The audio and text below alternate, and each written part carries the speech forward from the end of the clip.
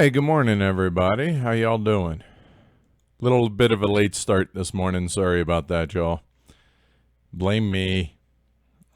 Yeah, I can't even blame that on Asher. Blame me. That's my fault. So, all right. So, here we are. Today's what, Wednesday? Yeah, happy hump day, everybody. Yeah. All right. So, let's go ahead and get started, shall we? All right, so let's see. Yes, the stream is up, Tony. Just running a little late. Sorry about that.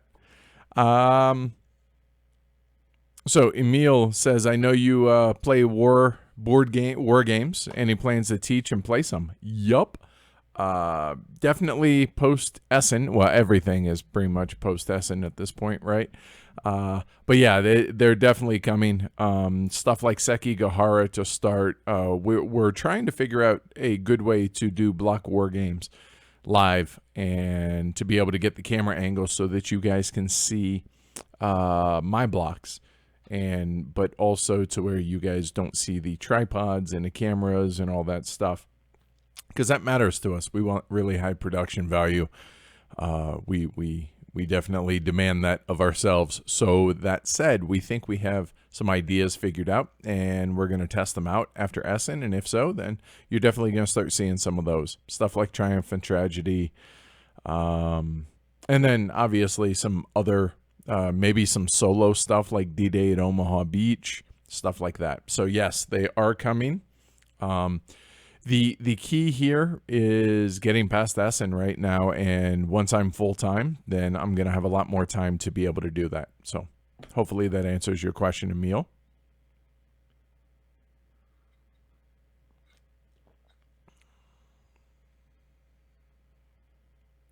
Yeah, sorry about that, Phil.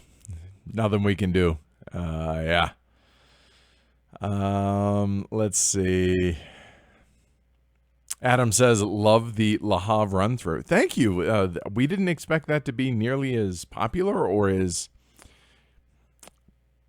I don't know. People really dug it. They really enjoyed mine and Adrian's thinking through our turns a lot more so than we do on a normal playthrough, even though I feel like we do a pretty good job of that, but people really enjoyed that.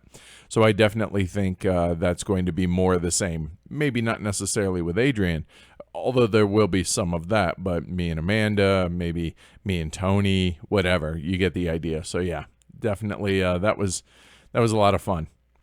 Amanda's busting on me here in chat for getting a late start this morning. I'm sorry. I try and be punctual, so sorry about that, y'all.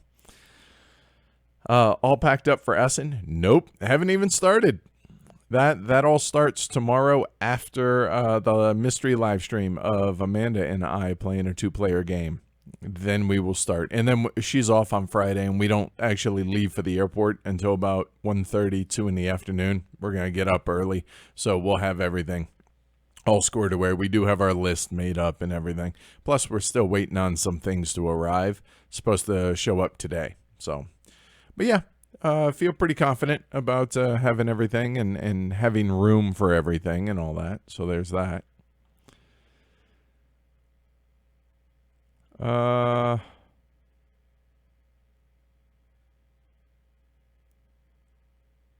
Let's see. Michael asks, what is a good way to get my girlfriend into board games? I'm starting to think that it's just not meant to be her liking games. Any ideas? I would say start with a theme or a topic that she's into, and this goes for either sex. It's not just for women. If there are women out there whose husband's boyfriend, significant other, or just a friend hasn't gotten into board games, find something that appeals to them and try and go at it from that standpoint. The other thing that I caution everybody with is a lot of people tend to only think of gateway games as gateway games, and I think that's a really big misstep with anybody that would enjoy board games from... I want to word this carefully because I don't want anything to be labeled the wrong way. But I feel like sometimes we as gamers give non-gamers too little credit as far as their aptitude or ability to be able to handle or enjoy or appreciate, or fill in the right word here, heavier games. And I'm not saying start them off with something like Arkwright or, an 18XX. Let's not get carried away. I get that. But, it could be something like a Le Havre. In fact, I have a couple of really, really good friends of mine who we got into board games, who we tried Little Devils, the first game, and then we went straight to Le Havre. They enjoyed Le Havre far more. So don't always just think of Ticket to Ride and that level of game as far as gateway game as a gateway. There are a lot of games out there that, low rules overhead, but high depth, that still really can be used well for gateway games. So don't sell people short. That's my biggest concern. But yeah, I would say for non-gamers, find a theme or a topic or a subject or something like that they're interested in. They're already predisposed to liking it. So I think that would be a good way to start. Best starting point for an 18XX game? Well, I have 3. One of which is cheap. 1846 GMT's production, that's available, $50-$60. So that's a good one. The other 2 that are more expensive, and they just go up from there, for the first one is 1889 by Deep Thought Games, but also sold by All Aboard Games. It's basically 1830, but on a smaller map, plays faster, set in Japan, and definitely a really, really big fan of that, much more so than 1830. And last but not least, and this one's really expensive. This one, if you can find it even, it's super hard to come by. It's 1857. The problem with 1857 is you need a copy of 1830 to play it, which 1857 can be played in 2.5 hours. It's basically 1830, but on an even smaller map than 1889, and odds are somebody's going to go bankrupt. That said, 1857, I hesitate to even mention that because it's so hard to get a hold of. So 1889 or 1846 are the 2 that I most recommend there. All right. Oh, hey, Clay. Yeah, you like that? Huh? Yeah, I hear there's a good playthrough of that out there. I don't know, with a separate rules teach coming tomorrow. I don't know.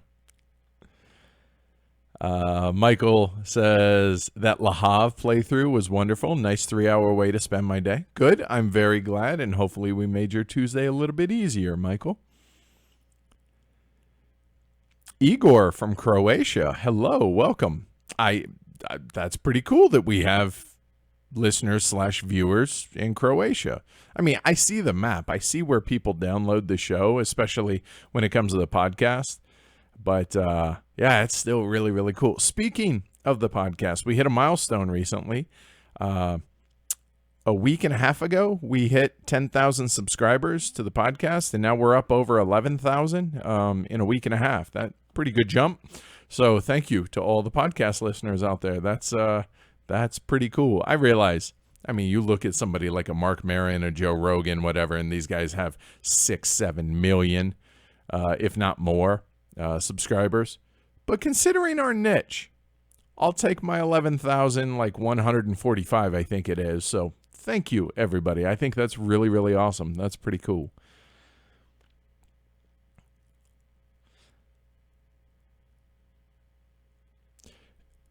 Michael, getting back to the question of getting a significant other, whether male or female, into the hobby, on top of getting them or getting a theme that they would enjoy, don't be afraid to break the game apart. Meaning, okay, we teach, we play through a round or two. Okay, does it sort of make sense? Start back over. There's no shame. And if you don't finish a full game of whatever it is, whether it's Ticket to Ride, Paris Connection, Le Havre, whatever, doesn't matter. You get a couple rounds in, and they're enjoying it, all right, awesome. And you can always pick it back up unless you have, cats or something like that. But even then, you could always just bust it back out and try again later on. So yeah, just find something that interests them.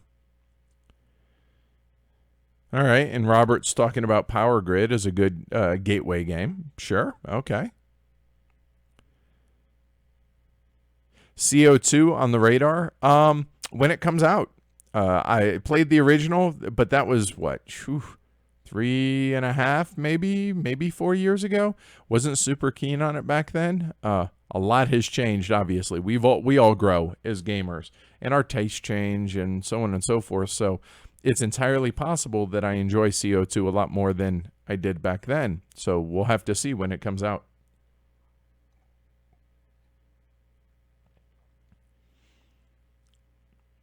Pierre says game length for non-gamers can be a problem. Well, that's where a game like maybe even Paris Connection. I mean, you're talking that's a 10, 15-minute game. Or The Climbers. That's the one universal game that I think is as deep as you want it to be. And also really, really good thinky filler, right? I mean, it was my number one for a reason. There you go. And Banker Dave says his brother-in-law played Zolkin for the first time and was fine as a non-gamer. So there's that, right? Oh, hey, Ian O'Toole's here. Hi, Ian. Hope everything's going well down under. So I guess you guys are starting to get into summer there, so it's the end of spring for y'all? Nice. Enjoy. Phil says, okay, I have no headphones, so I can't listen, but I'll ask anyway. My random question, do you ever think it's possible to get burnout even a little on gaming as a hobby if it becomes your full-time job? It's possible, sure. But here's my judge of that is I have been now doing the podcasts since June 6th of 2014. So we're talking, what is that, almost 3.5, 3.25, whatever years, nonstop. We've added the YouTube channel, obviously, and it's going strong. I still thoroughly enjoy every aspect of the show except writing the synopsises at the beginning of the podcast of a feature review. That's the only thing that I actually truly dislike. That and obviously still getting used to the internet putting ourselves out there. You would think I would be used to it now, but as we grow and the show gets bigger, some of the vitriol that can be out there can be really hard to take and can be really, it wears on you. I think that's the hardest thing to get used to, and the hardest thing to learn to just let it roll off and not let it crush your desire. And by your, I mean, I guess mine or anyone's out there that does this, crush your desire to do this. But as far as burning out, honestly, if worse comes to worse, if I need to take a week off, I'll take a week off. If,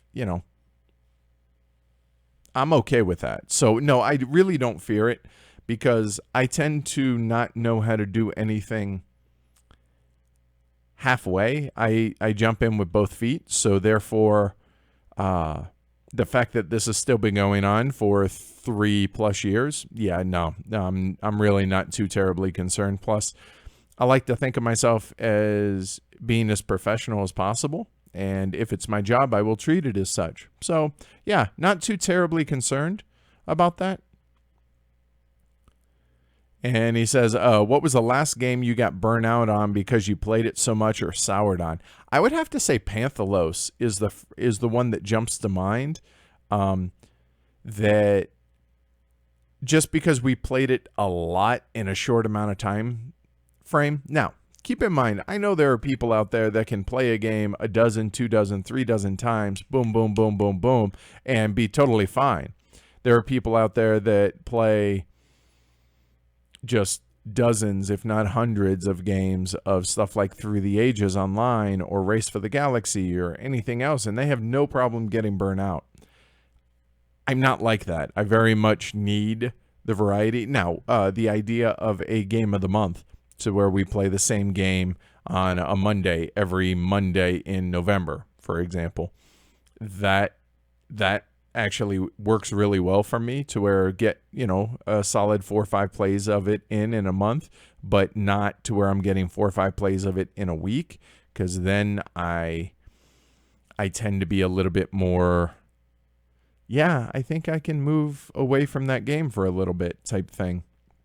So I think Panthelos was the last one. Now, don't get me wrong, I still thoroughly enjoy Panthelos, but I played it so much, and we're talking maybe 8 to 10 times in the span of 6 weeks, which I realize for some people isn't going to be that much. But for me, that's one of the advantages actually of having the show is it keeps us moving on to new games, but also gives us the opportunity to be able to play the whatever we're going to feature for a review enough around that, because we're gaming so often here at HCHQ that there's enough variety to where it doesn't get stale, and that doesn't happen too often. So no, not really too terribly concerned with Burnout, to be perfectly honest with you, Phil. All right, so let's see. Texas CPA says, anything you're looking forward to for a first look at Essen? I mean, I'm going to be really bummed if I can't get a copy of QE from, who is it that makes that? I just got an email from him saying, he has 17 copies at Essen. If he happens to make one more, then all the pre-orders are sold. They're all handmade wooden games, QE. And I'm not interested in that because ZOMG, there's 17 copies. It's because of the economic aspect of it. Democracy Under Siege is, now that I have my copy of 4X, and we've already gotten it to the table. That was my number 1 most anticipated game. Number 2 was Democracy Under Siege, so I'm really looking forward to checking that out.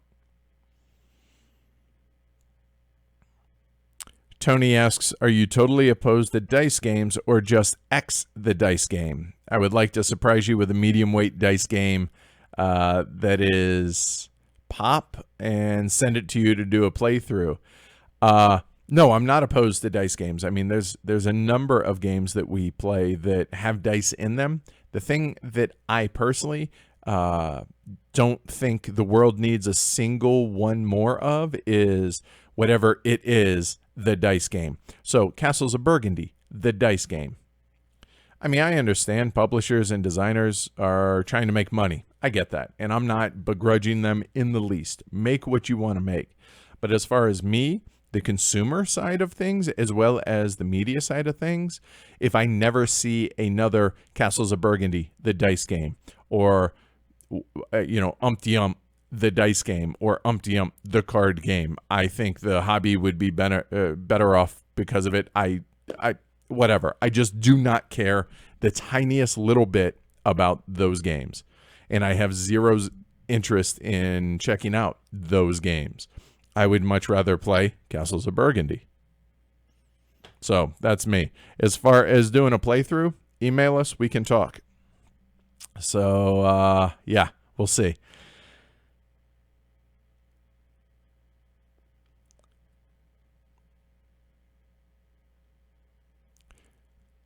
Daniel asks, do I like coin games? Have you guys reviewed one? We have not reviewed any. I have most of them downstairs. And do I like them? I want to like them. I'm not sure that I do.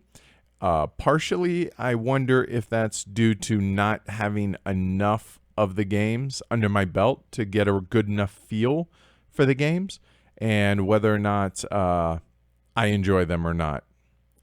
We haven't reviewed them because we haven't played them enough, to be honest with you. So we will see. The plan is to try and do one sometime in 2018. So we'll go from it. We'll go about it that way. Oh, Philip, to circle back on for non-gamers, Arboretum, beautiful game, thinky, right, and relatively quick playing. Marcus says, hello and greetings from Essen, Germany. Hello, Marcus. We will see you next week. Make sure you swing by the booth. We're at the ADC Blackfire booth, which is Hall 2, D128. We'll be there a lot of the time. Thursday and Friday, we're going to be out skedaddling, picking up games for us as well as those that we're muling games back for. But for the most part, that's going to be our home base of operations for this one. All right.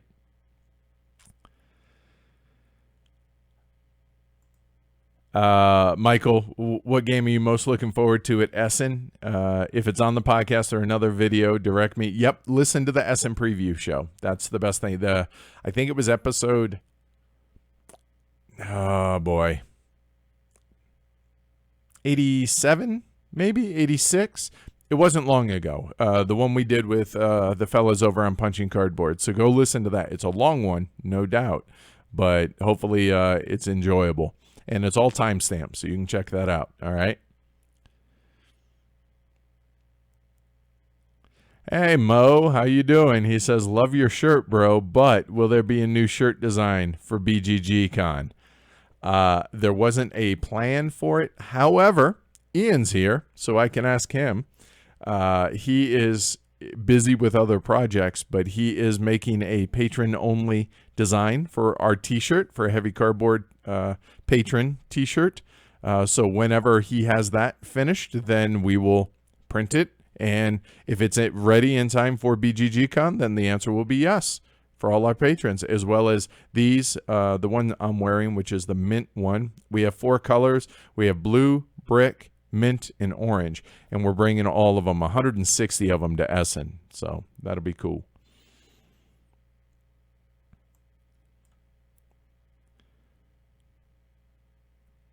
Nice. Amos just hit and ran us, says hello and bye and good night from Singapore. We'll listen on the podcast later. So Amos, get a good night's sleep, and this should be up by the time you wait, or thereabouts, maybe just after you wake up tomorrow.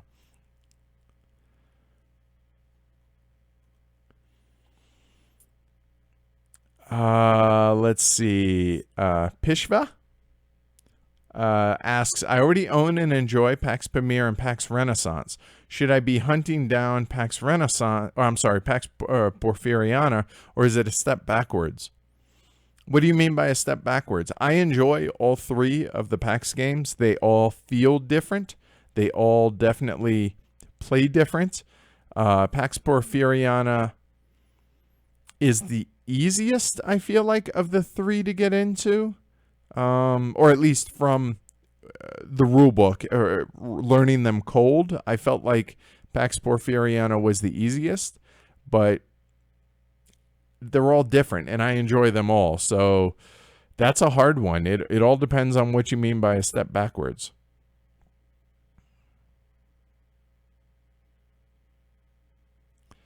And talking about gamer burnout, Ian O'Toole's says, I'm at about 3,000 games of Race for the Galaxy between real life and the app and board game arena. So 2 thoughts on that. That's incredible to me. I realize Race is a short playing game, wow. But that's amazing to me. And the second thought is, remind me never to play Race with Ian. Okay, good to know.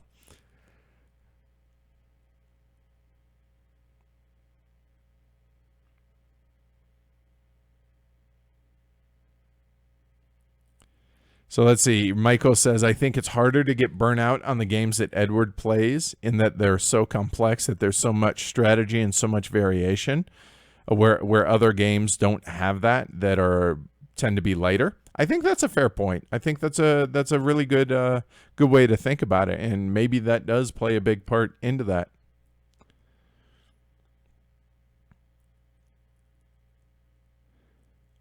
Heaven and Ale, that's coming out from Plan B Games, I think. Also, like they're the American publisher on the side of it. I believe so.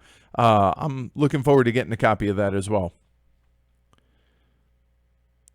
Hello, Akarashi.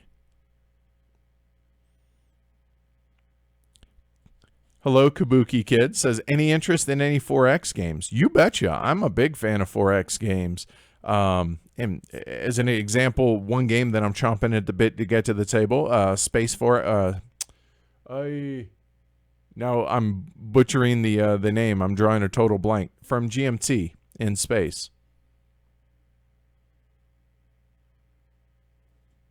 Yep, total blank. I know it's something Space 4X. Yeah. But no, definitely enjoy 4X games and 4X games and Civ games. Both are really, really high on my interest list. Yes.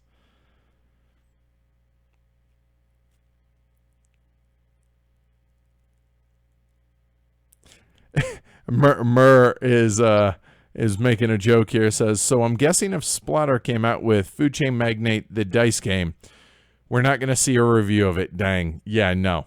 I am very across the board. I don't care if who does it. No, the answer is no. Not from this outlet, at least.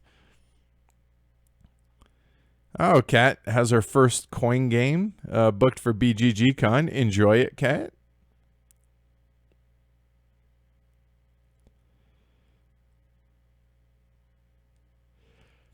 So that's a bit of a misnomer, Daniel. Says, I know you don't like randomness in games. Some people think that games with randomness can have even more strategy than no luck games. What do you think? And I agree with that. I think there is a element of making lemonade out of lemons, and that I very much enjoy. So I would not say that we do not like randomness in games.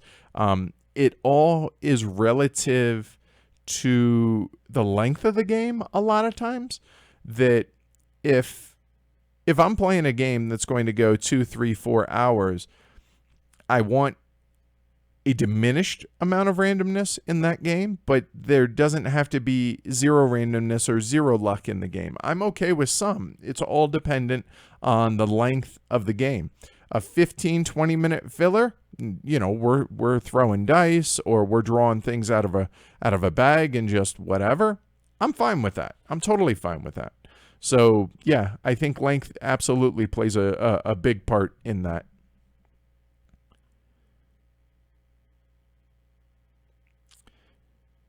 Hello, Tiago. He says, do you have any interest in Charterstone? I'm curious to check it out, but do I have high expectations of it? Honestly, I don't. I appreciate the level of polish and the level of development that goes into a lot of Stonemaier games, but for the most part, they're not the type of game that is going to, or the games that Jamie puts out aren't the ones that tend to get us really excited. Does that mean it can't surprise? Absolutely not. It certainly could. But and just by default, I'm always a little apprehensive about legacy games. Maybe the falling flat of Seafall might be playing a part in that also. But yeah, will I check it out? Sure. Am I chomping at the bit? No. But that doesn't mean that the game can't be a good game. I mean, we get surprised by games all the time, right? I mean, just like y'all do.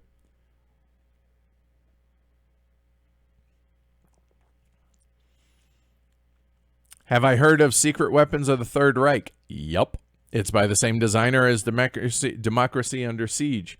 A very unique game. Yup.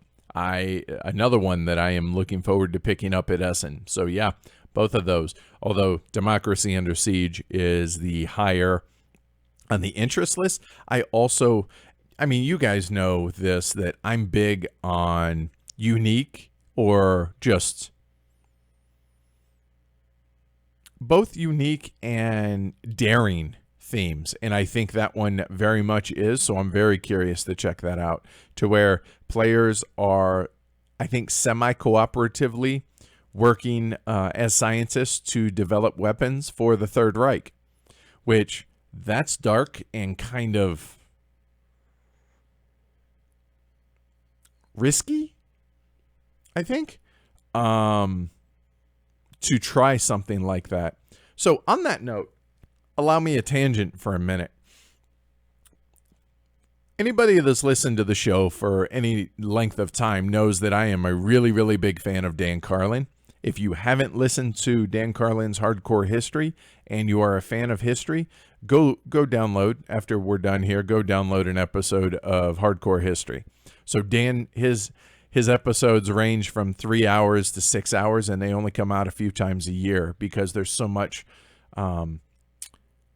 they take so long to research and to produce. So there's a series about Genghis Khan that is really fascinating to me. The intro, the way he starts this, and I'm going to ruin it a little bit, but I think it makes for interesting thought. He says, what would you think, and I'm paraphrasing obviously, but what would you think if somebody wrote a book about all the great things about the Third Reich or all the great things about Hitler? You would be shunned isn't the right word, right? That's not strong enough. You would be just death threats, the whole 9 yards, right? And rightfully so, obviously. But he says, when we talk about Genghis Khan and the Mongols, we talk about how they were instrumental in developing worldwide trade and all these positive things that the Mongols did and Genghis Khan did. What people don't talk about is the 55 to 60 million people they slaughtered. I mean, let that sink in, right? So we had World War II, 6 million Jews and gypsies and just slaughtered. Absolutely horrendous, horrible thing. This is 10 times that. Yet, no one ever talks about it. So does that mean in 500 years, people talk about the Third Reich in the same way and they forget about the atrocities that they did? I mean, obviously, I hope not, but wow, right? I mean, that's that's beyond kind of nuts. That's just, what?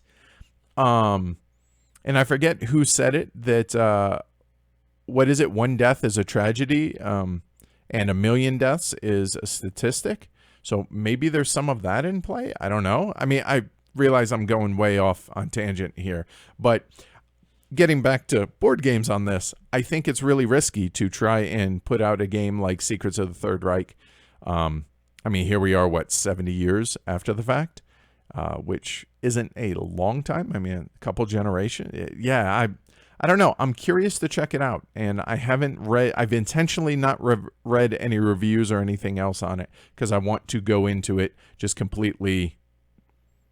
I want to take the game at face value at what the game presents without having any preconceived ideas or notions. So, all right. Anyway, sorry, I'll get back on. See, this is why Amanda is quicker with the chat than I am, because I go off on these tangents. So Michael says, I'm about 10 months into the hobby and think my favorite games are on the medium to heavy side, but I enjoy variety. Is it difficult to learn as many games on the heavy side and get them played? I don't think so. I think just like anything, it takes practice and it just takes repetition and you get to it. A game like PAX Renaissance or High Frontier, which like these are way up there, or some of the bigger war games, which some of the war games still intimidate me, I'll be honest. It's just like when I played online poker, I started out with 1 table, then eventually got to 2 and then 4 and then 8 and then 12 and 16. And people are like, what? 16 tables at a time? You slowly add on to it. So it's just like anything else. So you'll get there. If you want to get there, you'll get there. If that's what you enjoy, right? Tool, is Arboretum out of print? What the hell? Arboretum's been out of print for a while, hasn't it? I think so.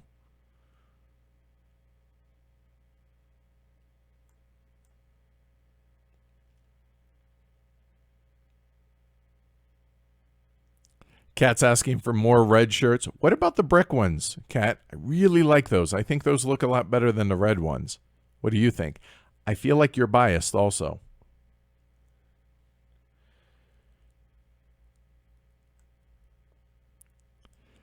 Merrick asked, what are my top 5 What's Your Game games? I don't know that I can say that yet because there's still a handful downstairs that I haven't gotten to yet, including Asgard, which I've heard is just weird enough, but also really quite good. So I really want to get that played yet. So let me rain check that. And next time we do this, hopefully I've had Asgard to the table and I can answer that. How's that? And Philip asks, any chance for a heavy cardboard promo or the Lisboa promo at BGGCon? The answer is yes. We have enough here at the house now to where once we get through Essen, we are, so everybody at Essen who buys a t-shirt, which they're going to be 20 euros at Essen, you get a free Lisboa promo if you want one. And then when we get back from Essen, we're going to make them available in a similar fashion on our store over on heavycardboard.com, to where if you spend $20 worth of or if you purchase $20 worth of merchandise, we'll throw in a Lisboa promo for you. But that's not officially announced, so keep that between y'all 70 and me. Okay, so shh. Let's get through Essen first. I don't want a ton of emails about it. Let us get through Essen first.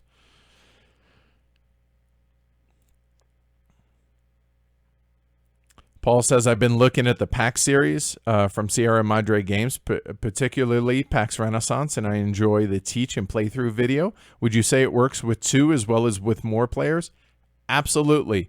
Paul, we actually did a 2-player and I think a 4-player playthrough of it. So on the YouTube channel. So go check those out. Yes, it plays great across the entire player count, in my opinion. Hello, Mira. We will see you in a few days.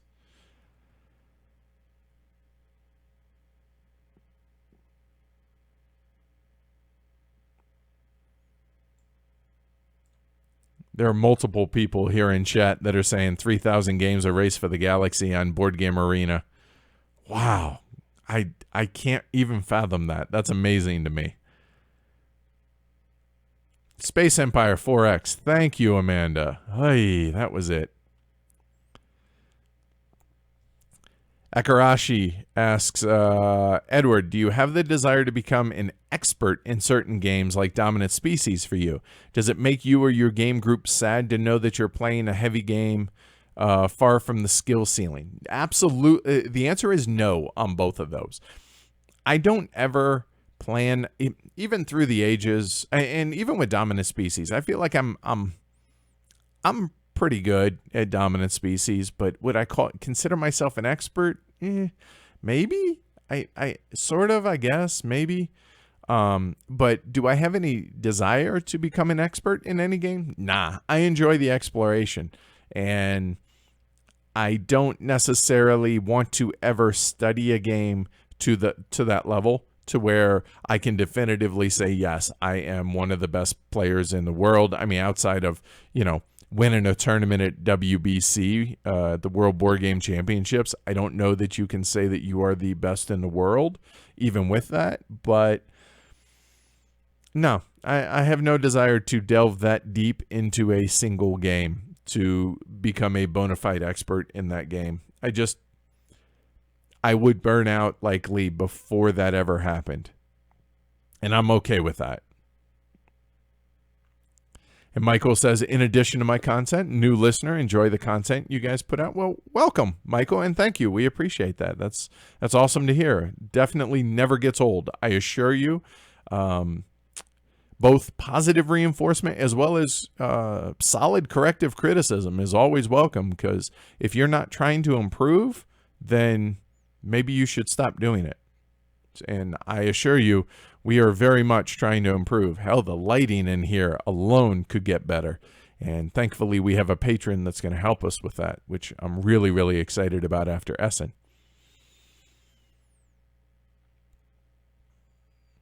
All right, Marcel, sounds good. We will see you in Leiden in 3 days. Wow, we leave in 2 days. That's nuts to me. Oh, and follow up on that. Does it drive you to play a game again and again to improve? That, yes. I want to improve at every game that I play. I mean, otherwise, it's the competition and decision making, right, is one of the main reasons why I play games. So, of course, I'm trying to improve, and I want to continue to improve. But do I ever want to play a game so much to where I just, like those people, I've heard stories, I haven't encountered, but I've heard stories about those people who play Puerto Rico that like, no, don't do that action. You're supposed to do this. No, I never want to get to that point in any game, okay? Let people enjoy their game, play the game, and learn. Every time you play a game, you should be able to learn something, right? Unless the game's been solved. I think so. So...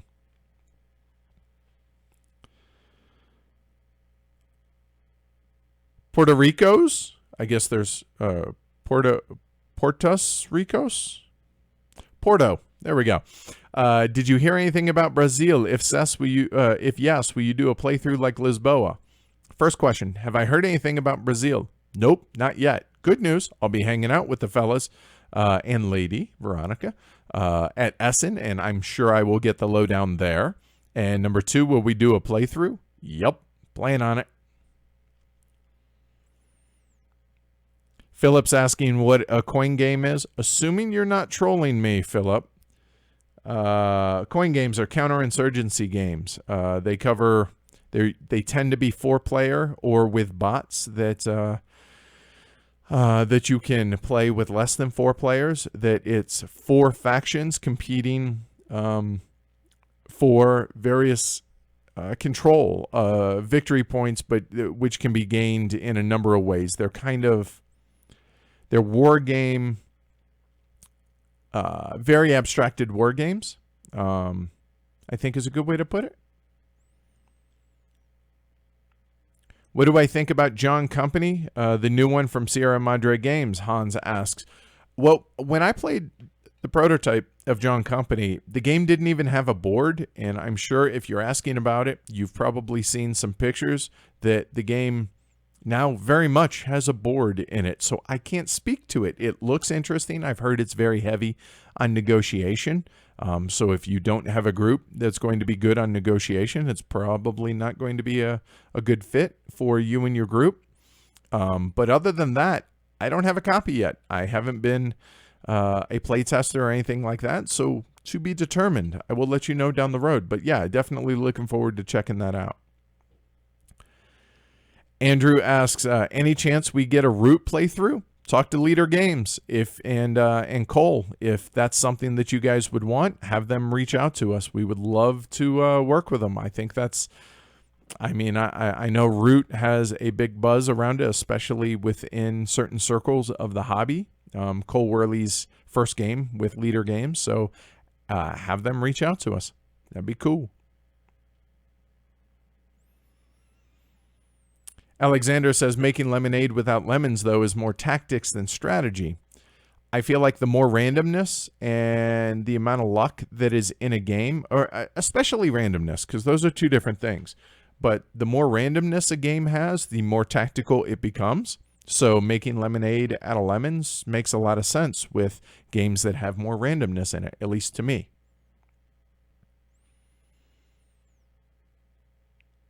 Crankbait asks, are you currently backing any Kickstarters?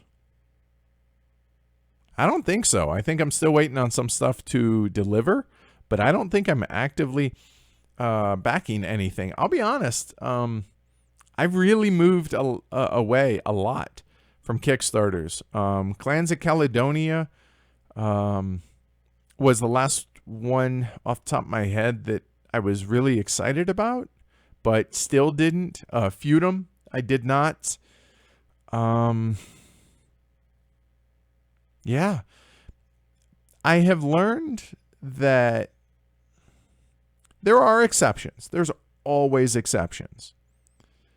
But for the most part, I have become very apprehensive about Kickstarters from non-traditional publishers. I don't have a really strong feeling one way or the other about established publishers using Kickstarter as a pre-order system. I realize that's not what it's quote-unquote there for, but it's a tool. If they want to use it that way, that's within their rights to do so. But yeah, for the most part, I've become really apprehensive about Kickstarter due to either bloat or underdeveloped games. Those tend to be the norm. And again, of course, there are exceptions to that. So yeah, for the most part, the only company that I actively tell people to stay away from is anything that has to do with Game Salute. That's it. Yeah, that's. Other than that, the one thing that I will suggest everybody do across the board is do your due diligence. Google is your friend.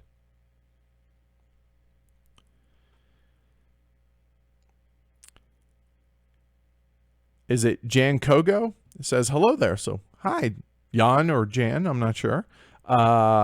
Any chance of a playthrough of Vinos and or Railways of the World? Those are two vastly different games. Vinos, absolutely. Railways, it's possible. We tend to favor Age of Steam. As you can see in all our various playthroughs, we've done a number of different Age of Steam maps. So Age of Steam very much is our wheelhouse, much more so than Railways of the World. However, I think it might be interesting to do all three of them, right? Railways of the World, Steam, and Age of Steam, and then afterwards do like a compare and contrast. I'm going to write that down. I kind of like that idea.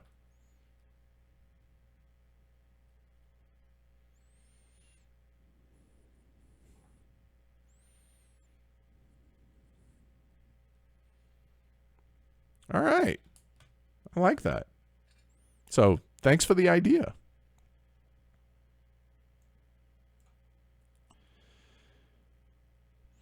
Ian asks, have you had any hands-on time with Agri yet? Any thoughts? The only thing, I saw it at Gen Con, got a 5-minute overview of it, and was offered the prototype of it like after one or two people, and passed on it because I heard it was in pretty bad shape. So I said, you know what? I'll just wait until I see you guys over at Essen, and we'll grab a copy then. So no, I know that it looks pretty, and like I said, I've had a 5-minute overview with it, and I know the rule book's out there.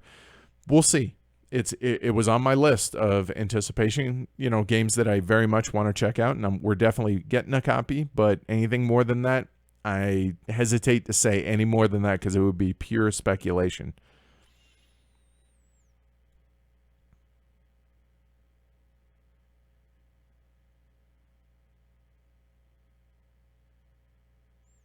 Ulrich says hi, so hello, Ulrich.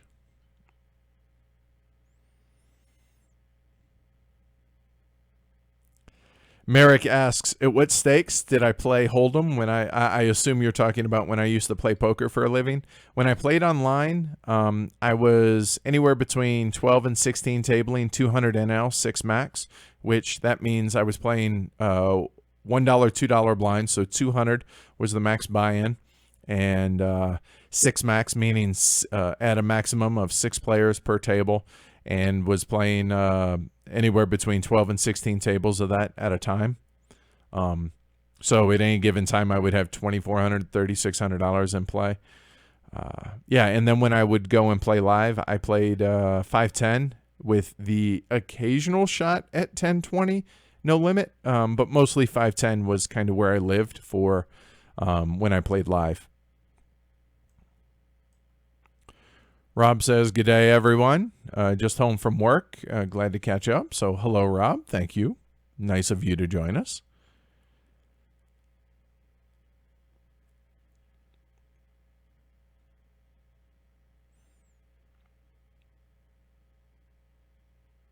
Oh, there were Philip, 12 million. He going back to my diversion there with Dan Carlin and World War II and the cons and everything, 12 million. It was actually closer to almost 30 million. 12 million died from the Nazis, I understand, but I'd say it was almost 30 million that died worldwide in World War II, thereabouts. Yeah, there you go. And Philip's talking about that. Yeah, and Mo brings up a game that he is in the process of designing that or playtesting, I guess, that we got a chance to play. And we talked about this, I think, on the show a few weeks ago, called The Cost. It's about asbestos mining, and I had no idea that asbestos was a real, like, not a man-made substance. I had no idea. I really thought it was. I know it's not good to breathe in, and how the game allows you to not operate your corporation safely at the expense of killing your workers in the name of making more profit. And I think that is a fascinating just look at real life and real life decisions that get made at some of these corporations around the world. And I think we as gamers benefit from games like that being made that make you stop and think and make you ask questions and make you a little bit uncomfortable with the subject matter.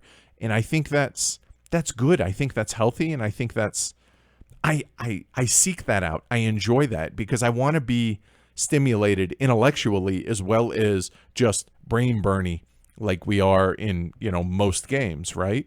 So I applaud, and I've said this for years, that I applaud both designers and publishers that are willing to take on a risk of games like that, whether it's The Cost, whether it's colonialism, or what I assume, Secrets of the Third Reich. So I want games to maybe spark a conversation around the table about some hard-hitting subjects, regardless of what it is. I think that's a good and healthy thing. I think that's the moment we stop questioning or being curious or interested about learning about these things. That's when we should be concerned. Yeah. All right. Anyway, enough with the philosophical stuff. Sorry, guys.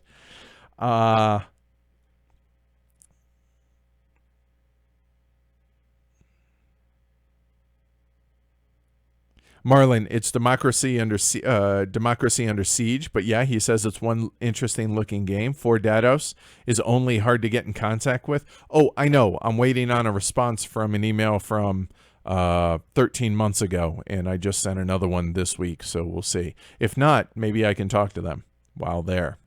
We'll see.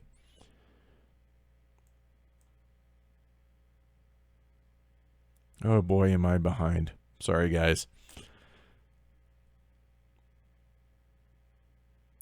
Ian brings up a good point. He says there's a difference between living memory and historical memory, because World War I is just on the precipice of falling out of living memory, because there will almost be no one left that was alive during World War I. I think that's a very good point. Definitely.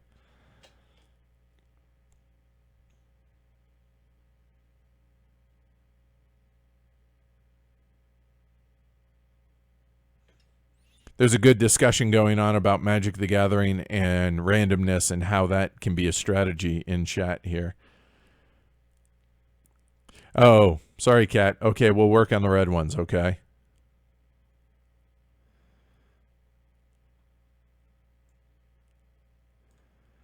I'm catching up. Let me scroll. Hold on.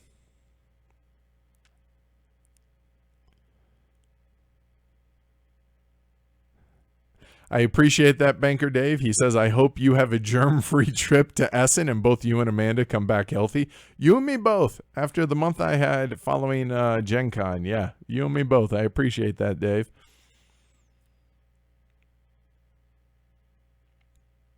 Randall says, I know I forget rules to games after some time and games not hitting the table. How long is that time frame for you where you may forget most of the rules and need a serious refresher? A handful of months, I would say. One nice thing about the playthroughs is whenever not always, but for a lot of the playthroughs, that we do, I spend a couple hours writing up a outline for my teaching outline. And when I'm done with the playthrough on the live streams, I don't throw those away. I have a database of them of about, I don't know, I have about 15 of them or so right now out of the, 70 that we've done. Because I didn't do this early on. This is a fairly recent thing that I started to do. And I actually keep my teaching notes in the game now, so that if we forget, or if I forget how to teach a game, I have my teaching notes in there.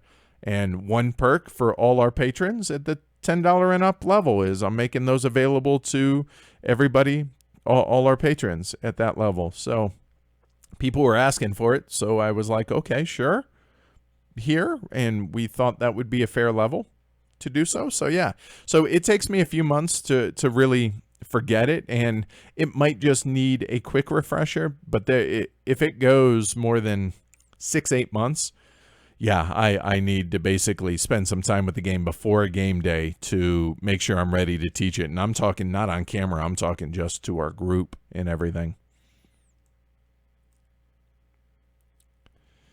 Kabuki Kid says, wait, what was that about Space Empires 4X? Will you play that one live someday? Somebody had asked, and it might have been you, about 4X games. Really big fan of 4X games. Haven't played Space Empire 4X yet, but have it downstairs. And I would love to live stream that at some point. Yes.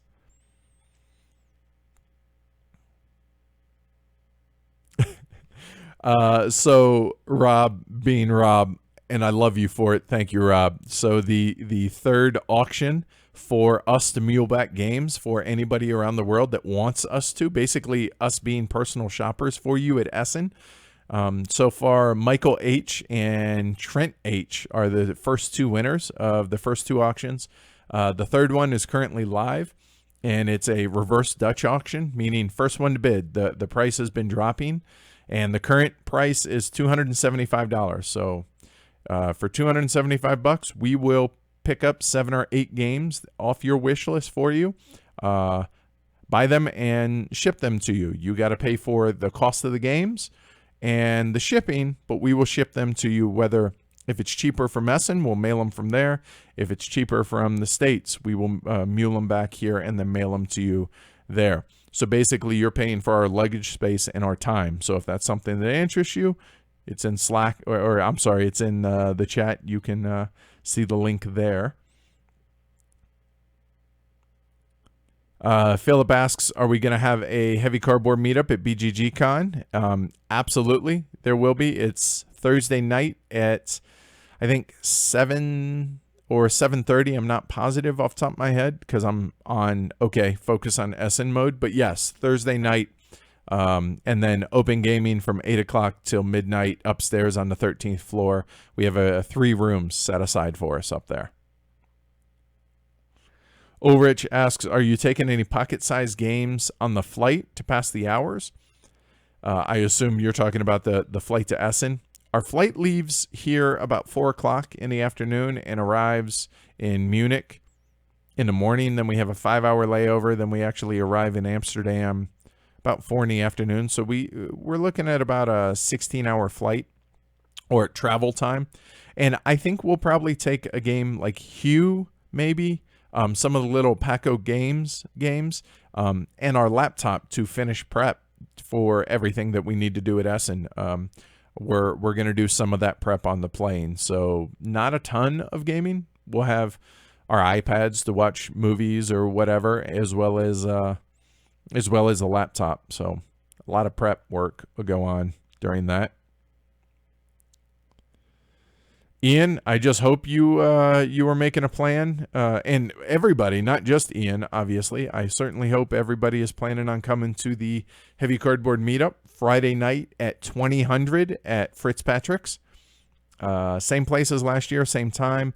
It's going to be a pretty packed affair, so definitely show up as early as possible. We'll be giving away the 2016 Golden Elephant Award for 1822 there. You'll be able to check out the award in person. And yeah, looking forward to it. So definitely, hopefully everyone's going to make that. Bob says, when you did the tour for the library, or did the tour of your game library, you had a lot of GMT games and other war games, but you do very few reviews and playthroughs of the war games. Are there any plans to up that content? There 100% are, Bob. Very much so. The fact that hopefully if the rest of the Patreon drive goes successfully and I'm able to be a full-time producer of Heavy Cardboard, that's going to buy me the time to learn the games and get enough of those played often enough to both be able to review them and live stream them. So yes, that is very much a plan.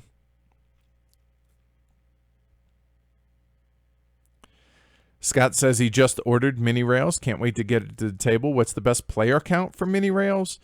Honestly, we really like it at 4 and 5, and I haven't played it at 3 yet, so I can't speak to 3. But 4 and 5, we both really, or both, our whole group really enjoyed it at both those player counts. Andy says, have you ever thought about playing through Sekigahara? Yep, it's coming. I assure you, that's definitely going to be one of the earlier block war games that we're going to live stream.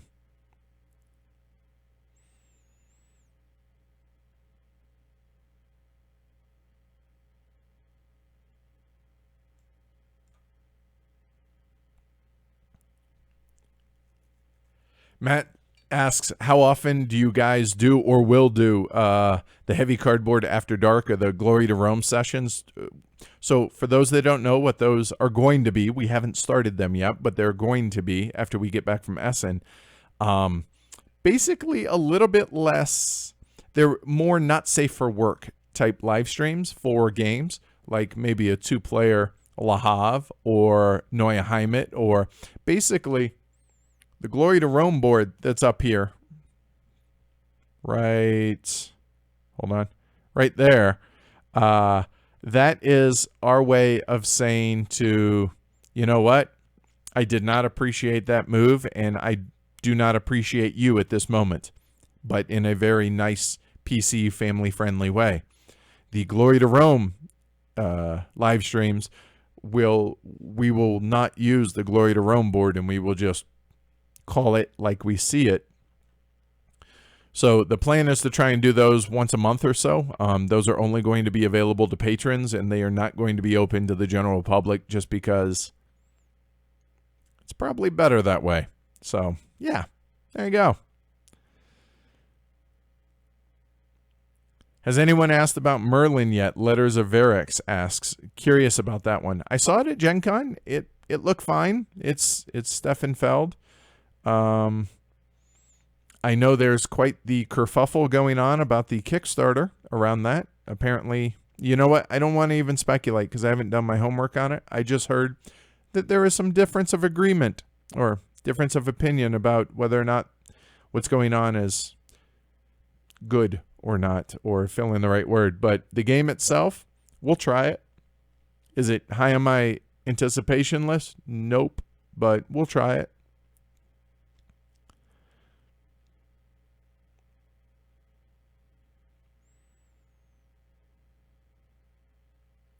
Alexander asks, have you tried Vinhos 2016? If yes, do you stick with the 2010 version? Yes and yes. We did play, so in the new edition from Eagle Griffin, Vinhos, it has 2 rule sets. It has essentially the 2010 rules and the new version on the other side of the board for the 2016. We tried the 2016. We're glad we tried it. We will never play it again. We have no interest. We vastly enjoy the 2010 version, and when we stream the game, it will be the 2010 rules of the 2016 edition. Not that that's confusing at all. North American Railways stream, yep, that will be coming eventually.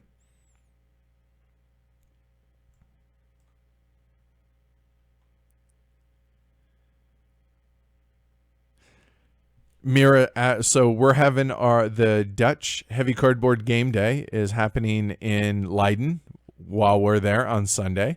Mira asks if we want to play that on Sunday. I'm agreeable to whatever y'all want to play. Mira, I'm whatever. So if you want to play Agra, we'll play Agra. You want to play something else? We'll play something else.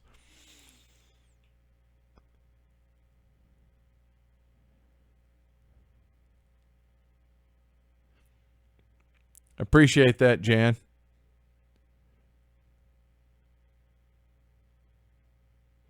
Joe asks, would you ever consider a live playthrough of a 6-player game of Monopoly for April Fool's Day? We did one 4-player for April Fool's Day already. It's actually one of our more popular streams. It was pretty funny reading or listening to people during the chat, and they were like, for some reason, I just planned on dropping in for a minute, and here I have been here for 2.5 hours. So that was a lot of fun. We played it straight.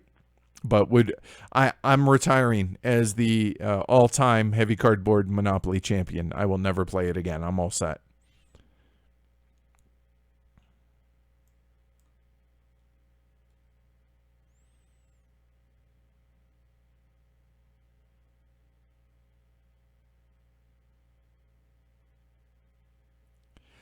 Cody says, I know the Feudum review and playthrough are coming, but how do you feel the mechanics integrate well with the theme and the artwork?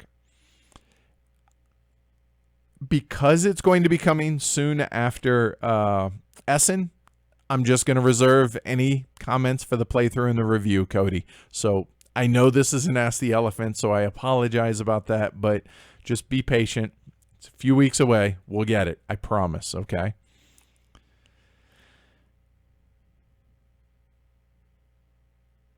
Yep, and Mira has says a friend of mine makes a summary, prints and laminates them, and puts them in the box. This way, he's always ready to teach and play. That's kind of the idea behind my teaching notes. It's a very similar idea there. Camille asks, Edward, would you mind sharing your personal favorite Age of Steam maps for 3, 4, and 5 players? I'll tell you what, Camille, because I'm not really good at riffing stuff off the top of my head like that. If you shoot me an email or ask it in the guild, I will. I can link to the spreadsheet that we use, and then I can mention the ones that we've played that we really enjoy. But there are far more that are probably as good, if not better, that have not played yet that I want to. So it would be an incomplete list. So yeah, ask it there, and I'll be able to give a little bit more well-researched answer to that. Okay.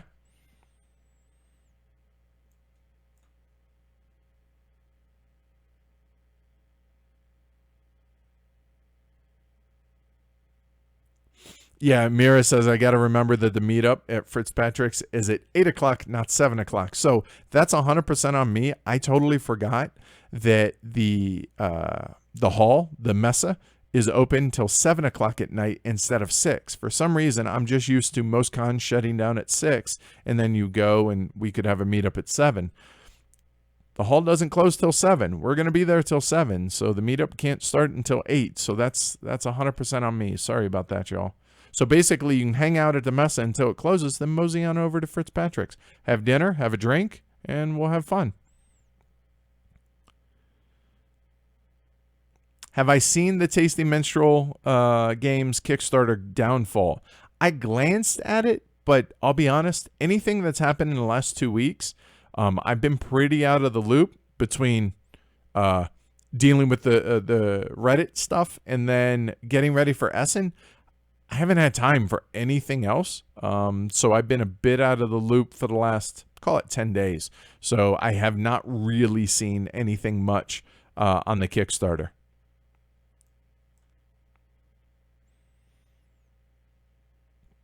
Yep, Kabuki Kid, as others have asked, I promise you war game playthroughs and reviews are coming, for sure. Mira mentioned that the Glory to Rome board got a few additions yesterday. I think it was 3, it might have been 4. So definitely a record on that for a single playthrough. Yeah, that was pretty rough.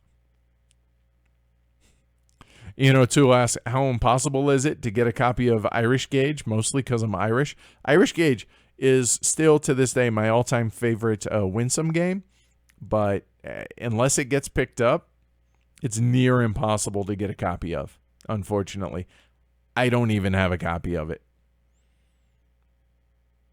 Philip, take care. Thanks for stopping by.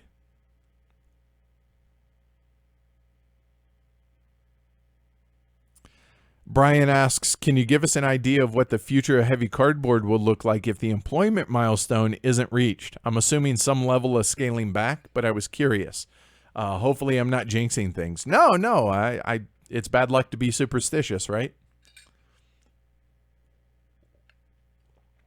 So yeah, basically, we've been supplementing our income with our savings since I quit my job in May. I quit my job in May because my job was killing me and I hated it. And to a level of, it was really not healthy to be there anymore.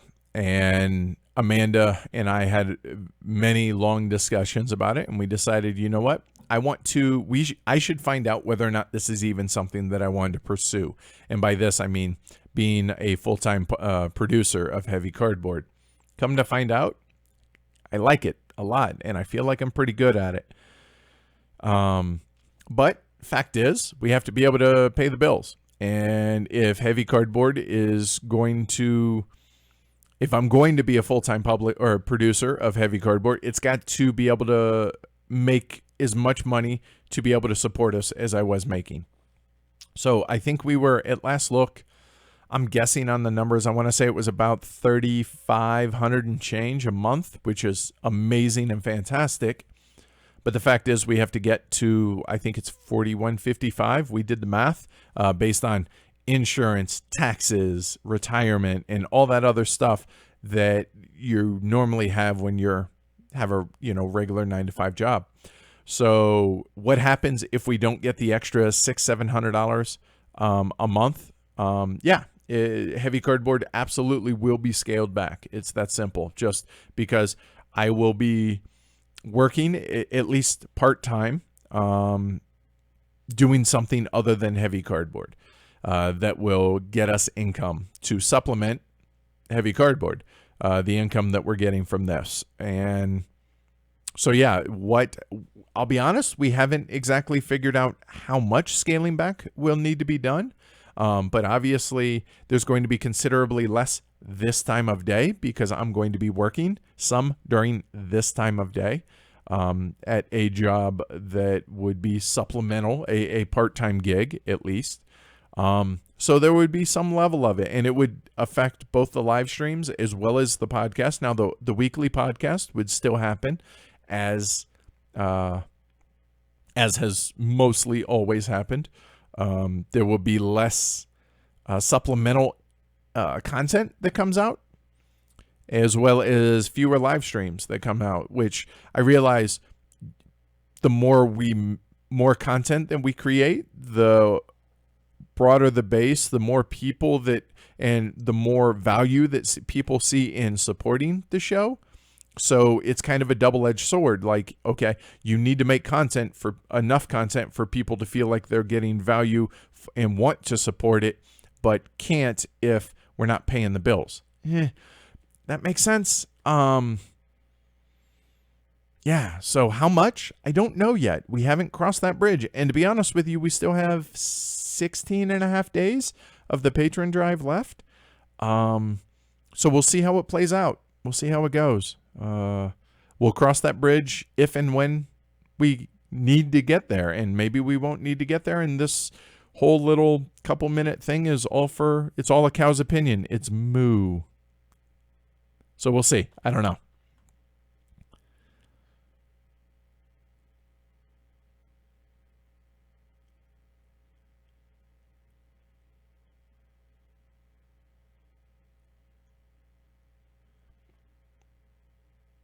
Is 4X going to blow up Hollandspiel like Food Chain Magnate did for Splatter? Kyle asks. No, I don't think so. And the reason is because, so we have a pretty involved game group. We have a pretty good mix of a lot of heavy gamers, in our game group. And that said, I keep looking at the box. That's why I keep looking over here. But this game is very much only a subset of our group is interested in trying this again, or is interested in trying it for the first time.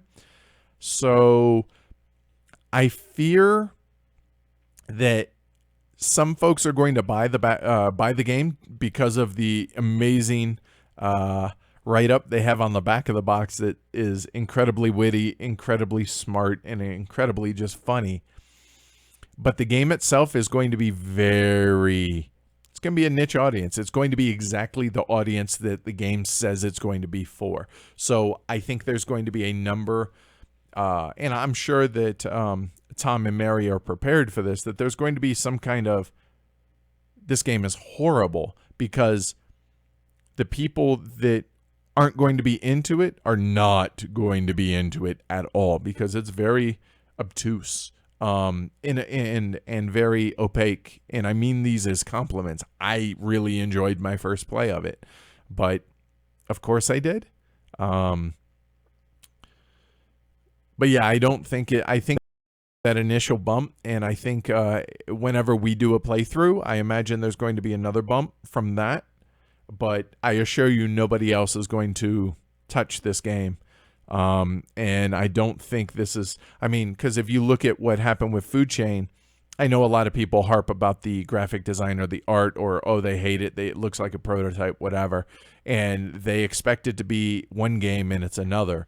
That's on the players, but also it got a lot of coverage that this is not going to get. So no, I don't think, I think it's definitely going to help Hollandspiel, but it's not going to blow up anywhere near that level. No.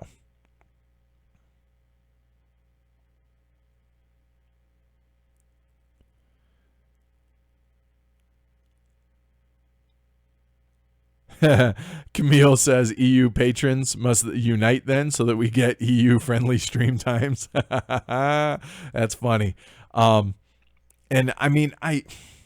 so this is really, it's kind of difficult to talk about. Like, y'all know me, I'm pretty open about stuff, and it's hard to talk about, okay, look, if we don't reach this milestone, we're going to have to scale back, because I feel like that can be construed as threatening y'all or trying to blackmail or whatever the right word is here. And that's very much not the point and not what I'm trying to do, but it's also a fact.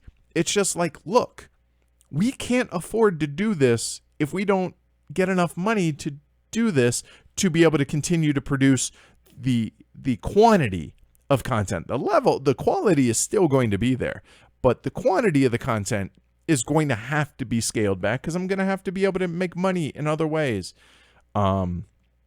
So it's difficult for me to talk about that, because it feels it's a real delicate thing. How do you convey that without it coming across as a threat to people, which that's very much not the intent, but it's the internet. Some people are going to spin it that way. So yeah, I guess there it is, and take it at face value, and that's it. So yeah, you know what I mean?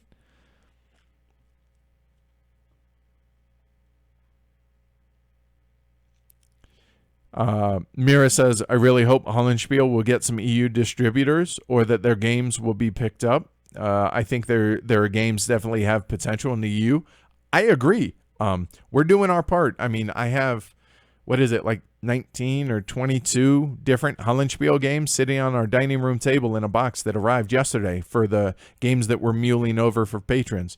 We just opened it up, said, hey, anybody want us to mule games? We'll mule games. And we just asked people to help us pay for our luggage costs for muling the games over, which, $5-10 and spread out between a bunch of people, and boom, we can do that. However, it's a very small amount of games. I would love for a distributor over there to work out to where they could make their games more available over to y'all. So hopefully, and maybe by having an influx of these 20 some odd games coming over there, maybe that'll help to grow buzz over there. So hopefully, we'll see.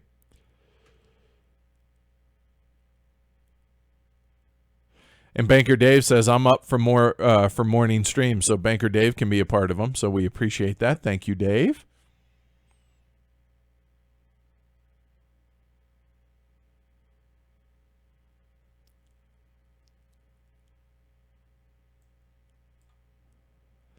Oh, wow. I'm caught up. Awesome. Look at that. All right.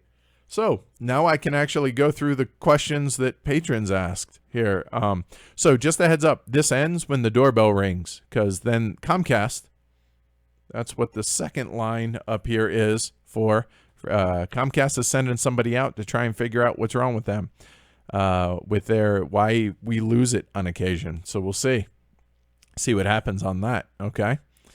All right. So here we go. And I forgot to write down names, so thank you to our patrons for the questions. Sorry, guys. Where did you discover Ronald Jenkees' music? A couple years before I started listening to the podcast, I had heard Disorganized Fun and some of his other work in a rhythm game on Steam that used to be called Sequence, but was later renamed After the Echo due to legal issues. Recognizing the song and trying to place where I'd heard it before is actually part of what got me hooked on the podcast in the first place. So I was curious if by coincidence you discovered it through the same game or another route. So, nope, never played the game. No clue. I've been a fan of Ronald Jenkees for, I don't know, 6, 7, 8 years, thereabouts. So for those that don't know, Disorganized Fun is our theme song for the show. And we licensed it before we ever started the show. We figure, okay, I was a really, really big fan of Ronald Jenkees. I really dig his music. You can go onto YouTube and check it out. And so I was like, hey, Tony, what do you think about this? And I played Disorganized Fun for him, and he was like, yes, absolutely. So we went to Ronald, we licensed the music, and before episode 1, that's why in episode 1 you hear Disorganized Fun as our intro music. No, I've just been a really, really big fan of his, and we wanted to do it the right way, so we licensed our music before we started, and that's that. So yeah, I just found him on YouTube, so just really big fan. What would you recommend as great husband and wife games? I know 2-player is pretty much the default for this, but I kind of think that it's its own category. Just curious your thoughts and what you would recommend for others. And man, see, that's tough. I mean, how would I realize that not everybody out there has a significant other, regardless of sex, which direction you're coming at this with, has a significant other that enjoys heavy games as much as I do, and I do with Amanda, obviously. So it's a little bit hard for us to do that. So our 2-player really are what we recommend for husband and wife. Another good one would be our school night, our top 6 school night games. I think that's a really good list as well. So yeah, I would stick with those, to be honest with you. Yep. So there's that.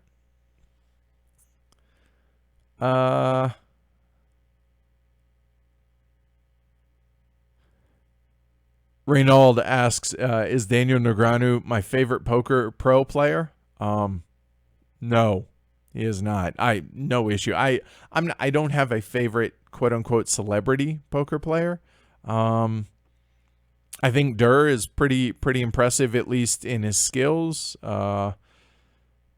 Phil Ivey obviously is, but I don't know that I have a favorite that isn't me or my buddy Jody, who is still a Canadian grinder up in the Great White North, Yeah, I played with a number of these folks in cash games and tournaments. No, don't really have a favorite poker pro, I wouldn't say. Can you provide an Essen 101 for all of us who haven't been but would like to one day? How to get there, where to stay, Essen the town, food, what to do at Spiel. Whew, that could be a show in and of itself, but I'll try and limit this. So Essen 101. And this is going to be from a American point of view. So take that with a grain of salt, right? So for those that say, oh man, I would love to go to Essen one day, this and that, and yet if you go to Gen Con's more expensive.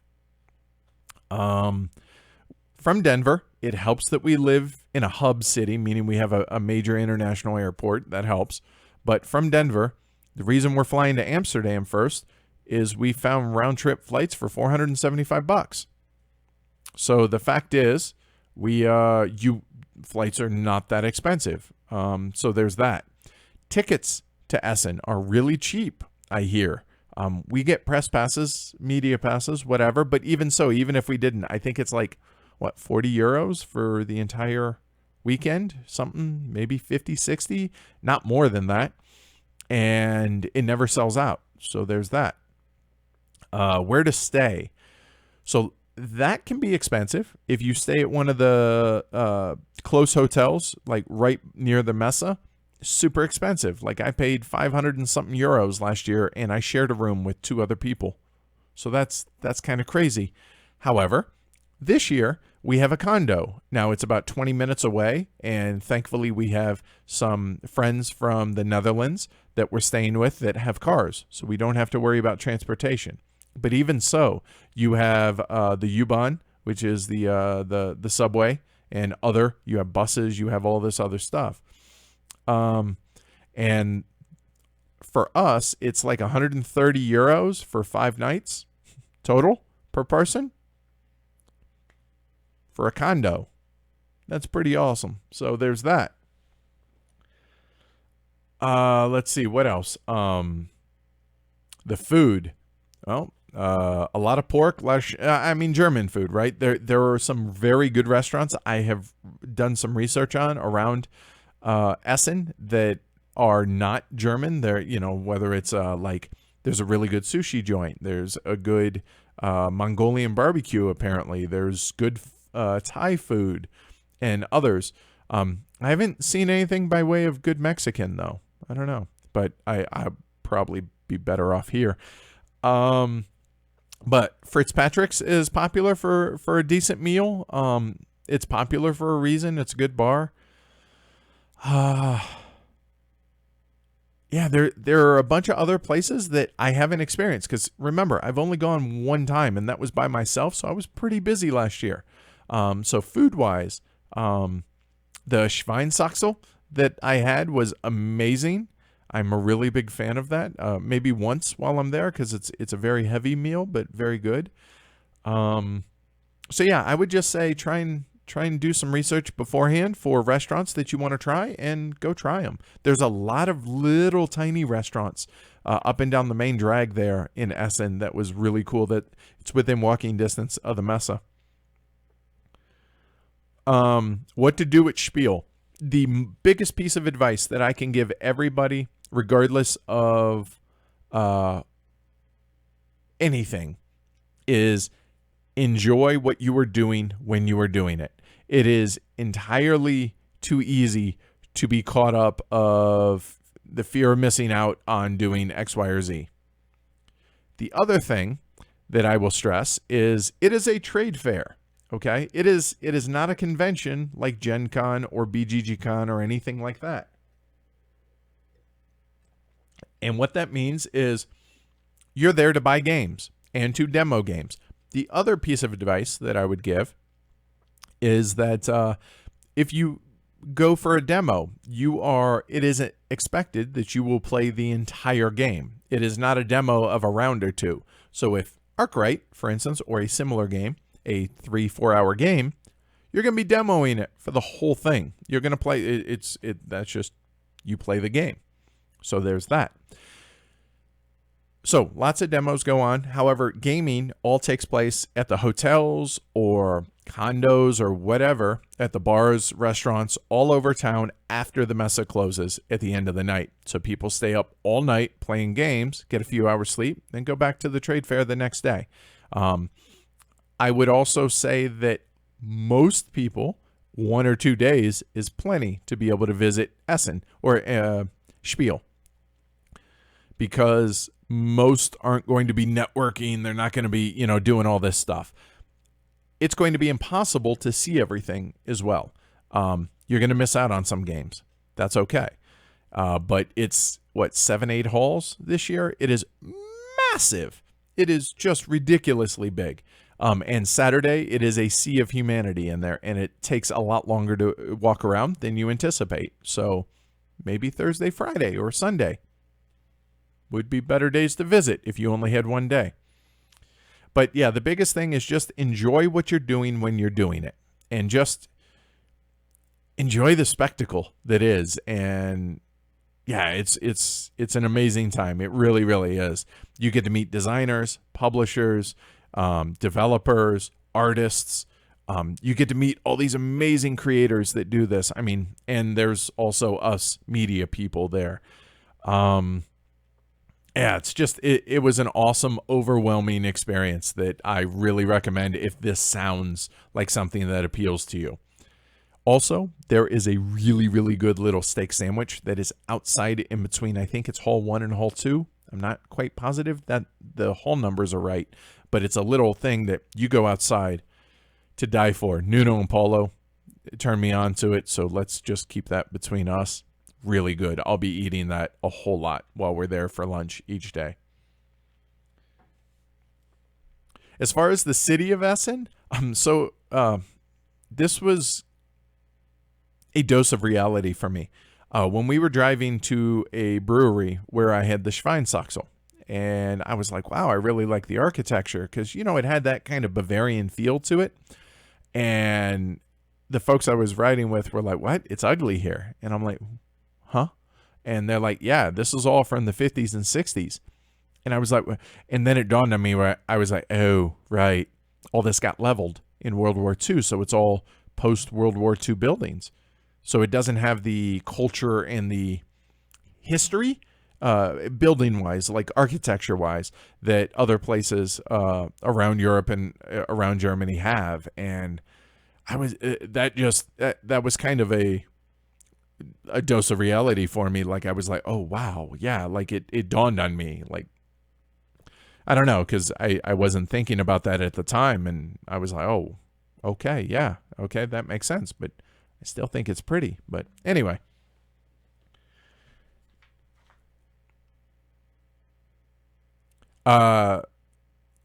So new patron here thought I'd chime in with a kind of off-topic question. I know you appreciate, I know and appreciate you for liking and playing heavier games, but do you have any interest in role-playing games, for example? I used to play like Rifts back in the day and a little bit of D&D. This is way back in the day.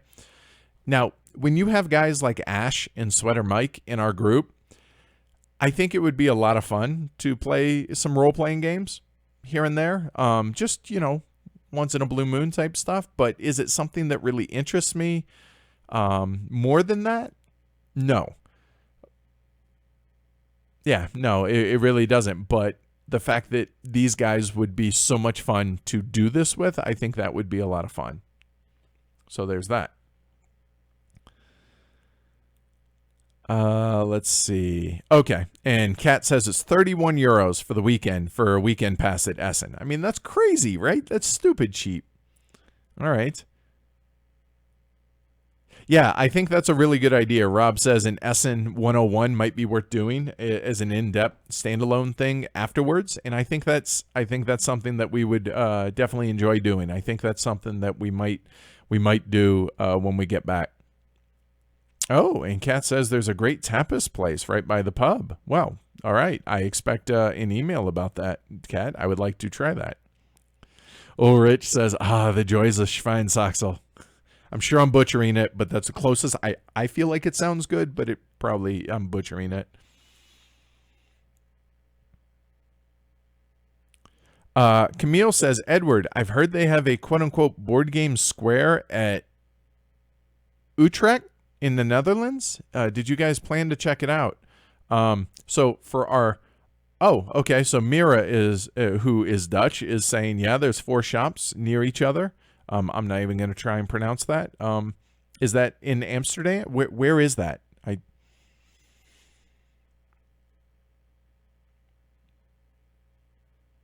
Oh, wow. That's funny. So we go Dutch Yoda, Giovanni, and Mira all Dutch, all talking about it. So that's pretty cool. All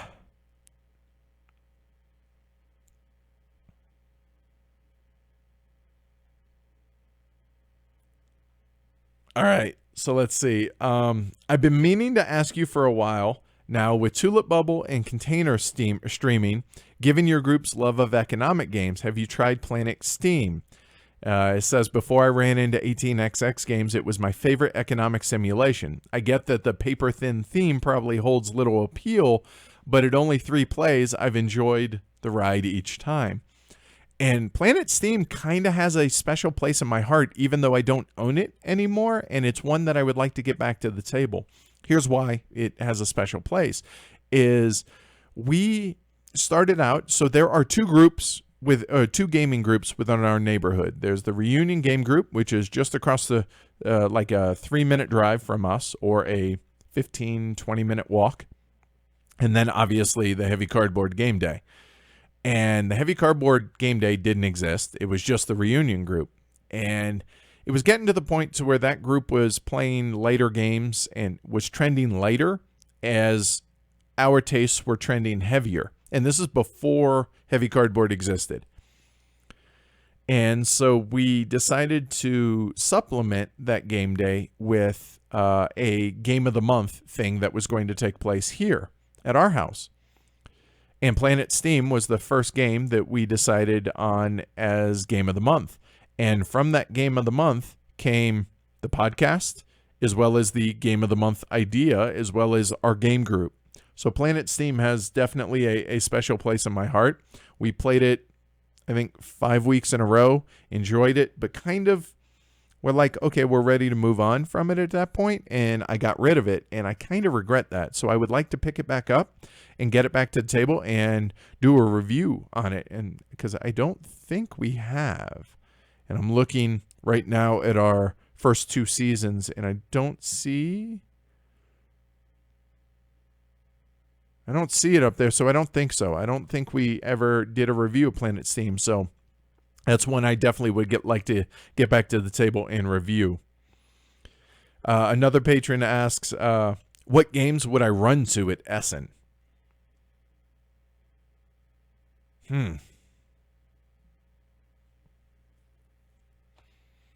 It would have to be something with like limited quantities, right?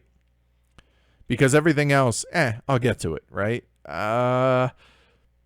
Had I not pre-ordered, and thank you for those that brought it to my attention, Lagerstätten, that was one of them. I'm still really irritated that I might miss out on QE. But yeah, it would have to be something that with a limited print run. Like if you want to be one of the first kids in the world to have the Gaia project in English, I think there are only, 50, 60 copies of that going to be available. So that might be one.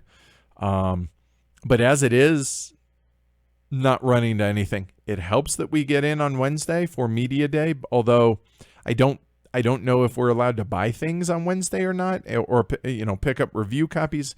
I missed Wednesday last year because of the fact that my flight was delayed and all this other stuff. So I don't have any experience with that. So I will find out how this works. But yeah, it definitely would be something with limited quantities. And the games off the top of my head, limited quantity wise, I know all the Japan brand or Japan games, the stuff that Smooks brings over for the Taiwanese board game group, all those are going to be limited quantities, which includes Lagerstätten. Like I said, QE is already, all the pre-orders have already been sold out. I think there's only 17 of those, he said. So yeah, just focus on those first, and then take your time and just enjoy doing what you're doing when you're doing it. That's the biggest thing.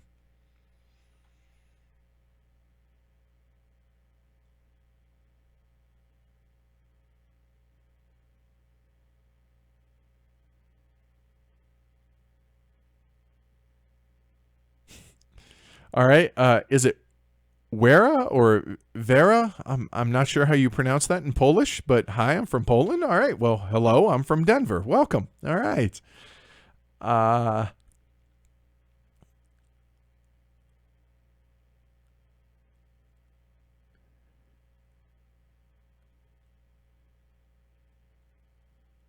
Oh, Ian says Wednesday evening you can usually sneaky buy stuff. Okay, good to know. All right. Gotcha. And Mira's saying publishers aren't allowed to sell. I'll be honest, some of this I don't plan on buying. Some of this we're gonna get review copies of. I don't think that's a big secret though, and so we're not buying those. So I think that hopefully falls into something different, but we'll see.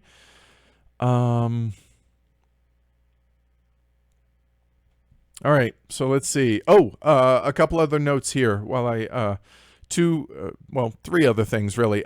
So we had the Three Kingdoms Redux giveaway, compliments of our sponsor at Game Surplus, and I drew the names because I knew I wasn't going to be able to do this, and I didn't know how long this was going to run based on Comcast, which he has an hour and 7 minutes to be here, so we'll see.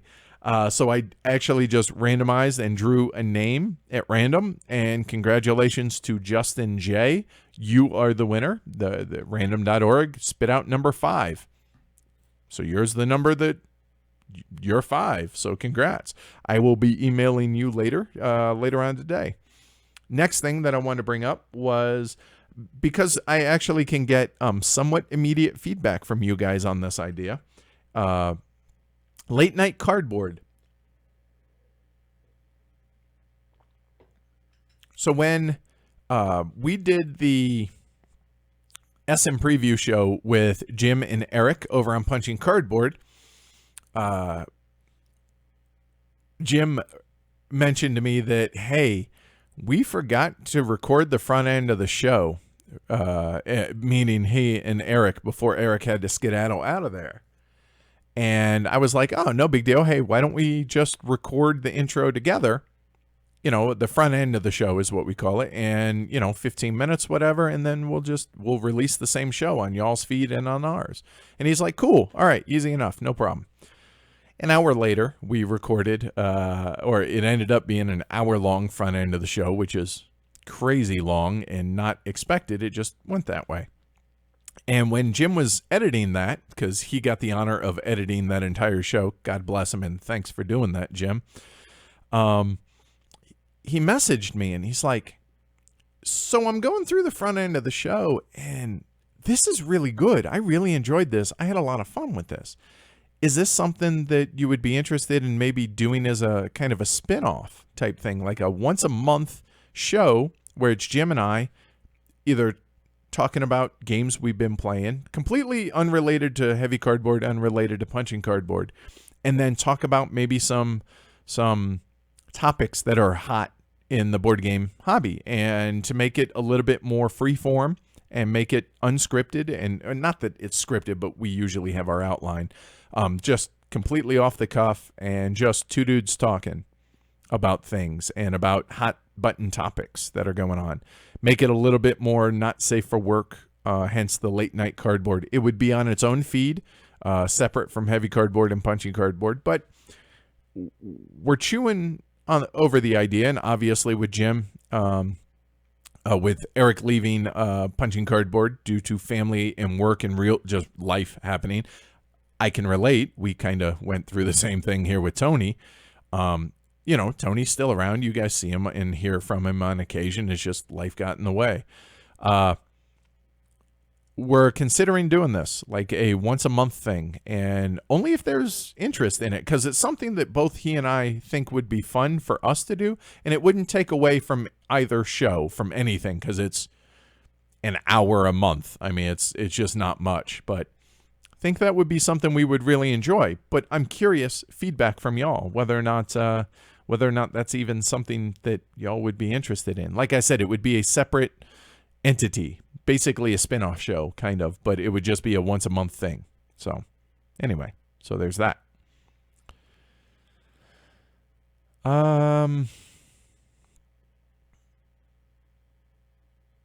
Oh, so it's Veronica. Okay. So Vera. Okay. Hi, Vera. Ronald asks, any upcoming game till the end of 2018 that I will think will make the BGG top 10 in the next few years? I am very much the wrong one to ask on that, because a lot of the games that we cover and that we really, really enjoy are never going to be top 10 games. Now, there are exceptions. Look at Through the Ages. That's up there, right? But there are a lot of other games to where we're like, no, not that are in the top 100 that we just have zero interest in. So we're hard ones to gauge on that. As far as individual top 10s, yes, the answer. Like, I have really high expectations of Mr. President coming out from GMT. I cannot wait for that game. Will that ever crack the top 1,000, top 500 on BGG? Probably not. But could it crack my top 10? Possibly. We'll see. So I don't know. So that's really, we are the wrong people to ask about BGG top 10 lists and stuff like that. Our own personal top 10 or top 50, which we're going to be doing at the end of the year this year. Really looking forward to that. Sure, that we can help with. But BGG wise, heavy cardboard and that don't necessarily mesh.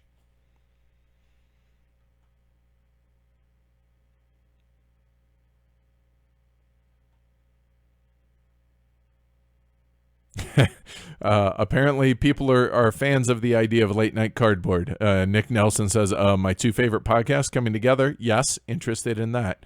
And Jim's always entertaining to listen to. That would be cool. Always love more content. It's always enjoyable when you get together with the guys from PC, especially Top X List. So, okay. So, cool. So, at least there's a handful of folks that would enjoy it. So, yeah, I expect that to move forward. We may actually add it as a quote-unquote milestone or stretch goal in between where we are and the table giveaway. Yeah, for those that don't know, so our patron drive obviously is going on, pledgehc.com. All our patrons at the $5 and up level that are in the EU, in North America, and maybe one other place are automatically in for a drawing for a giveaway table from boardgametables.com, a Duchess, a completely tricked out Duchess. The only thing it won't have is the topper, and I'm sure you could always purchase that in addition, right? So we're giving away a board game table for all our patrons at the $5 and up level. So if that's something that interests you, and also you want to support the show, check it out, pledgehc.com. You can do a monthly subscription, monthly patronage on Patreon through pledgehc.com, or the other button takes you to our store where you can buy annual patronage. So basically, if you want to be a $10 subscriber or a $10 patron every month, but you want just to pay in one lump sum because you don't like the subscription idea, then you pay $120 and you get everything that a $10 patron would get. All the updates. I do nightly updates for our patrons during the patron drive, and I also make sure that our annual patrons get included in that as well. Plus, there's a whole bunch of swag and a whole bunch of stuff in the store, so you can check all that out, pledgehc.com. So that said, our next milestone is monthly Asher videos. I know it's goofy. I know we're just having some fun with it. But we are thinking about throwing the late night cardboard in as a milestone right around that level, somewhere maybe around 3,900, and then the table giveaway is 4,250 monthly. So yeah, hopefully we hit that. I'm really, really excited about that. Let's see. All right. Take care, Brian, and welcome, Matthias. Mira asks, will we be streaming 1960, The Making of the President? Eventually, absolutely we will, Mira. And that's the thing that everybody has to remember, that even if I'm doing this full time, right? Let's say we hit that milestone and success, yes. Heavy Cardboard is has a full-time producer. Even with that, let's say we're doing 3-4 streams a week, right? That's still only 150, 200 streams a year for games. We got a lot of games downstairs. There's like 800-900, plus we're getting a whole bunch more at Essen and so what I'm trying to get at is there are a ton of games that we want to stream, but there's only so many hours in a day, so plenty of content for years to come. So really excited about that.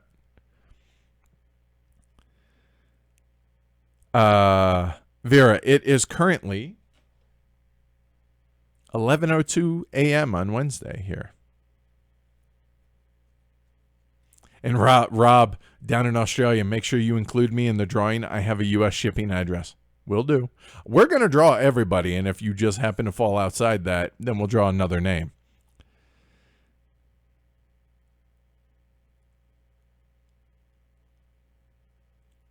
I appreciate that, Ronald. He says, I understand, but you like Le Havre, Terra Mystica. I'm sorry, Terraforming Mars, Great Western Trail, Castles of Burgundy, Through the Ages. They're all in the BGG top 20. So yes, there is some crossover for sure. Says those games you cover and are appreciated by players and BGG. Says, me and my girlfriend love your channel, so thank you very much. Giovanni, the biggest advocate for Asher content. He says, Goofy, hell no. That's premium Asher content. Which he is currently sacked out right over there. All right, so it sounds like at least those that are speaking up, nobody seems opposed to the idea of late night cardboard. That's cool. Second cup of tea. I come prepared for this. See, I was ready for a couple hours.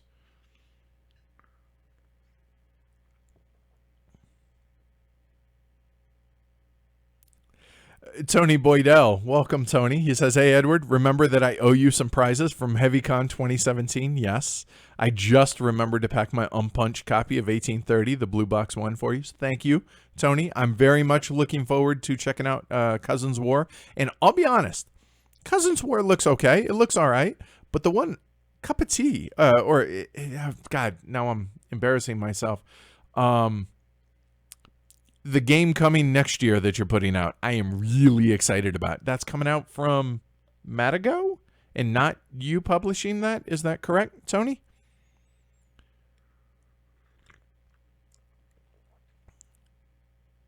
And Tony says, how are you going to get all those games home from Spiel?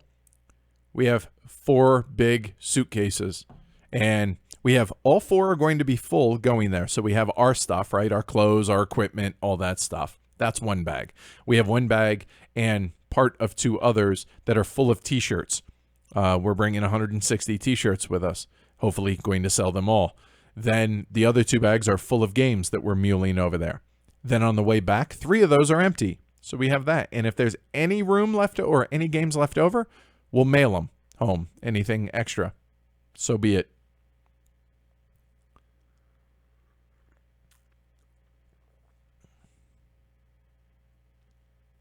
And Ulakai says, why can't people outside the U.S. and the EU be included in table drawing? If it's a shipping thing, I'm sure many pay shipping.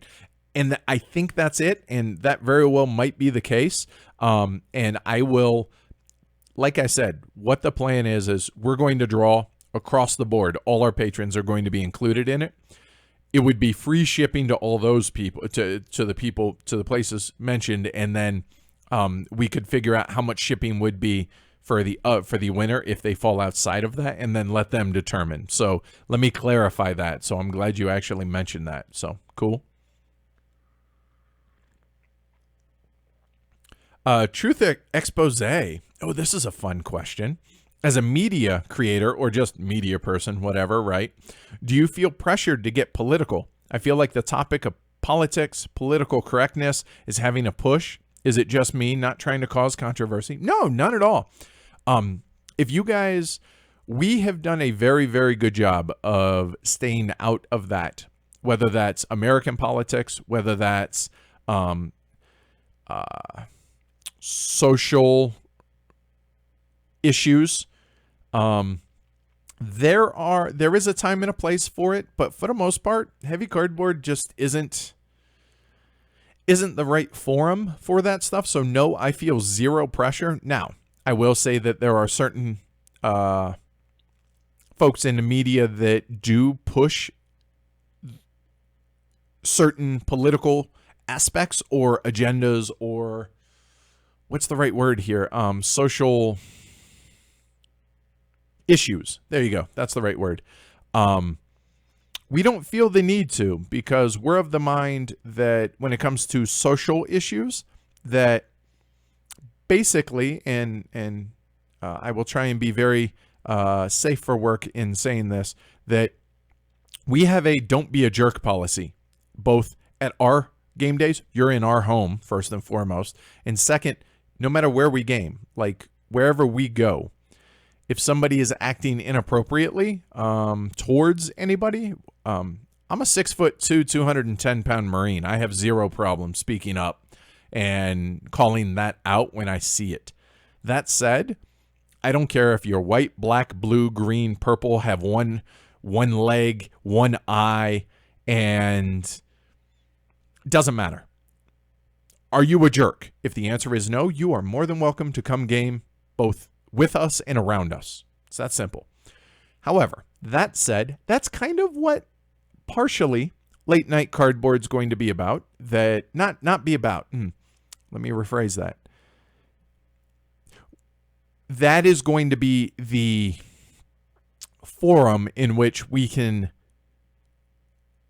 both Jim and I might be, where we might tackle those type things. Whereas on our individual shows, just not what we choose to talk about. We choose to talk about our own lives, both me and Amanda, whether it's our weight loss, whether it's Amanda's BPD, her borderline personality disorder, or anything else that we choose to bring up about us personally, and board games. That's kind of what the channel's about, whether it's here on YouTube or whether it's on the podcast. That's what we choose to do. So do we feel any pressure? Nope. I assure you, there are plenty of people in media, in board game media, that don't like us. We know, we've been told as much. And there are, people that talk about us behind our back. We don't care. We're not in this for the other media people. Obviously, we have a number of friends within the media and obviously within the board game hobby itself, whether it's viewers and listeners or whether it's publishers, designers, artists, developers, etc. But we do this because it's fun, and we do this because we feel like we do it well, and we feel like we offer something that nobody else is doing out there. Though for the people who want that, that's who we do this for, and ourselves, because it's fun for us.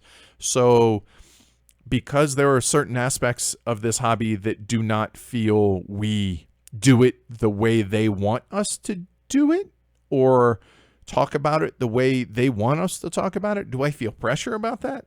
Hell nah. This is our show. You don't like it, fine. So be it. Move on. But Heavy Cardboard is the way we want Heavy Cardboard to go, along with input from our patrons. They have a fair bit of input in the direction in which we go, as long as it's a direction that we are comfortable with. That's why the YouTube channel exists, is because our patrons said, hey, you guys ever consider getting into video, et cetera, and here we are. And obviously just our listeners and viewers, they have input, but as far as pressure, outside pressure to be political or to speak up or not on certain issues, nope, zero pressure. Nope, I'm okay with that. So, long story long, there you go. There you go, a nice cup of tea. That's it. I am genuinely excited about that, Anthony. So I'm looking forward to checking that out. He says, just had a cup of tea delivered by the eldest son. Very nice. Will you have that at Essen, Tony? I think you will, right? I'm looking forward to checking that out if so. Any plans for a Clans of Caledonia playthrough after Essen? I hope so. That'll be up to them, whether or not it will be it depends how long. Basically, this is how this works, and we've explained this before, but if a publisher wants us to do a playthrough for it and they want to use it for marketing, then we ask them to sponsor the playthrough.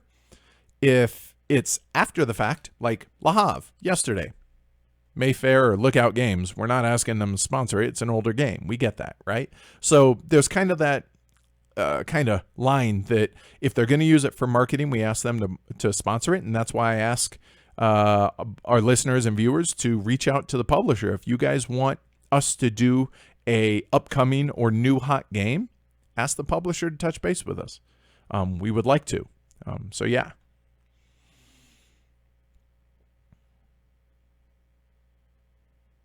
Yeah, I'm a little nervous about handling VAT when we get overseas, but we'll see. We'll see how customs works.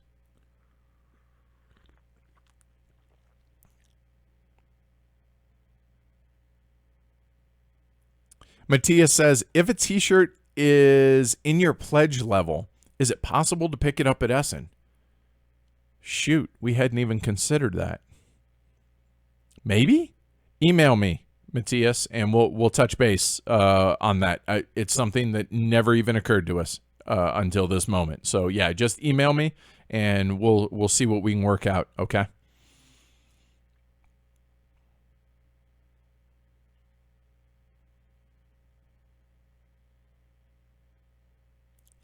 Camille is giving me grief, says, by the way, the lack of Agricola stream seems suspicious given your love for the title. Is there something we should know? Explain yourself, sir. Haven't gotten to it? The end. You've seen One Through the Ages, which is both mine and Amanda's #1 game. Have you seen Dominant Species yet? We just haven't gotten to it. It's coming. I promise. Morton says, just not the forum for it. Fair stance and one that doesn't really need much explaining, if any. So, okay. All right. Fair enough. Thank you for understanding, Morton. I wish more people understood that. Ronald says, Edward, not Ed, but Edward, any sport that you like to follow or any big interests apart from board games? I love to cook. That's a big thing. I still love to play poker. I still go up the hill. Up the hill is up in a town called Blackhawk. It's where all our casinos are here outside Denver. It's about a 50-minute drive one way for me. Sports-wise, yeah, I'm big into sports. I am a very big Cincinnati Reds baseball fan.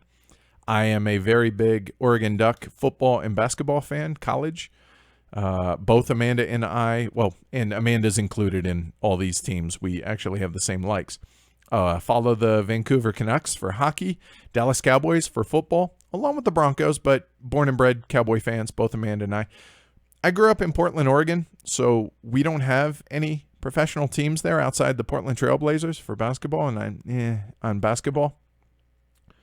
So I'm a bit of a mutt. My dad, he grew up in Dallas, Texas, so he grew up a Cowboy fan, so I grew up a Cowboy fan. Cincinnati Reds, because I grew up an Eric Davis fan. I loved his batting stance and thought he was just cool. And same with Barry Larkin back in the day, so I grew up a Reds fan. Yeah, so there you go. And the Canucks, because they're the closest team to Portland, as well as one of my best friends, Jody, lives up in Vancouver, BC, and turned us on to hockey. Also, we're really big boxing fans. When we lived in Vegas, Amanda and I would go to a lot of the big-time fights.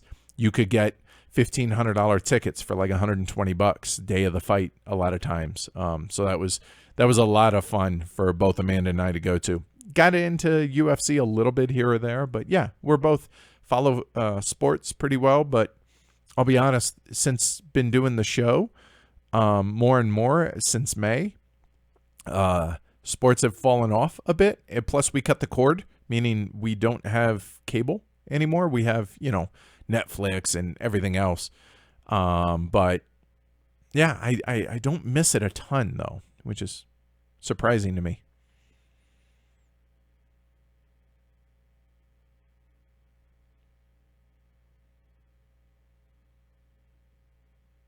I appreciate that, Matthias. He says, the strength of your content is that honesty and chemistry and respect for each other as a couple with Amanda and I.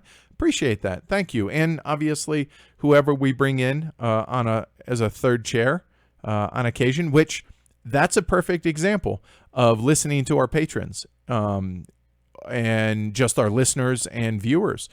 People were talking about a lot of times Amanda and I, we have similar tastes. And so we agree a lot in our reviews. And so folks asked if we would bring a third chair on occasion in our reviews. And we said, you know what? Yes. So we went out, we bought a new mic, we bought a new, mount, a new arm. And actually tomorrow, you guys are going to hear the first third chair kind of. I mean, we've had it before. We had Dan on, but this is the first time with the third mic. And Matt joined us for our kind of look back on Wildcatters, as well as our compare and contrast on first and second edition, which that pod blast is going to be coming out tomorrow. So you'll be able to hear that. So that's a perfect example of us listening to our to the feedback that we get. It's not going to be every episode, obviously, but it'll be maybe once a month, thereabouts, maybe a little more, a little bit less. And I'm, Ian, to answer your question for Tony, do you have some more decks for Snowdonia at Spiel? You're second in line behind me, just saying, okay? I'm sure Tony has set some aside, both for you and I, right, Tony? Right? Okay. And he says, yes, he will have his demo of tea with him. Good. Glad to hear. All right. Cardboard Congregation, do you feel the 18XX community is elitist? You're trying to get me in trouble, aren't you? I think there are certain outspoken members that are incredibly knowledgeable, but incredibly abrasive at times as well, and that gives the appearance of a less than welcoming community at times, and we are fighting against that in a sense that when we stream stuff like 1846 or the upcoming 1822 stream or others, we want to show, look, we have a lot of fun playing these games. And I just think that it can be more welcoming. Now, in person, I have no experience. I've heard nothing but good things about the folks at like Chattanooga, at Portland, et cetera, et cetera. Just there's a vocal minority that can be abrasive, that unfortunately it's vocal. Now, it's not all the time. It's not always. It's not any of that. It's just, I feel like it could feel more welcoming online than it does. It can be it's hard to convey some emotion or some context or tone. There you go. It's hard to convey tone in written sometimes. And so it could be that there is a disconnect there, that it's not implied the way sometimes some things come across. So I think it could be a better tone in general to make it more appealing to a wider, just a wider swath of gamers. But do I feel like it's elitist? I don't think so. I really don't. And if so, then we're trying to break down that stigma. So there's that.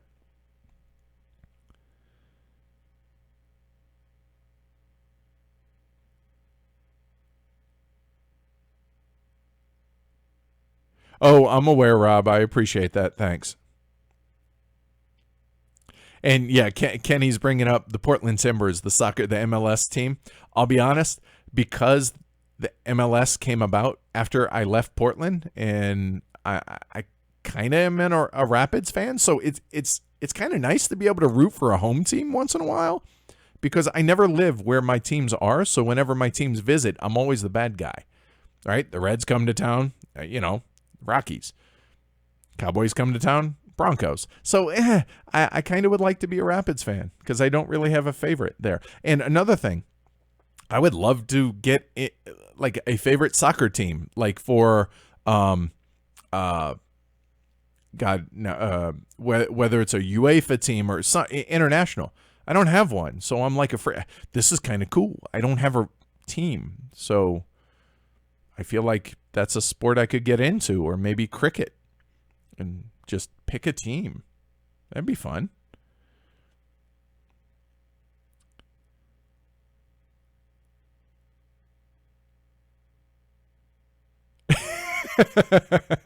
Giovanni says, did we see 1822 yet? No. Did we see Reef Encounter yet? No. Did we see Fire in the Sky yet? No. Did we see enough Asher yet? No. Also no. Hence, I hope the patron drive succeeds.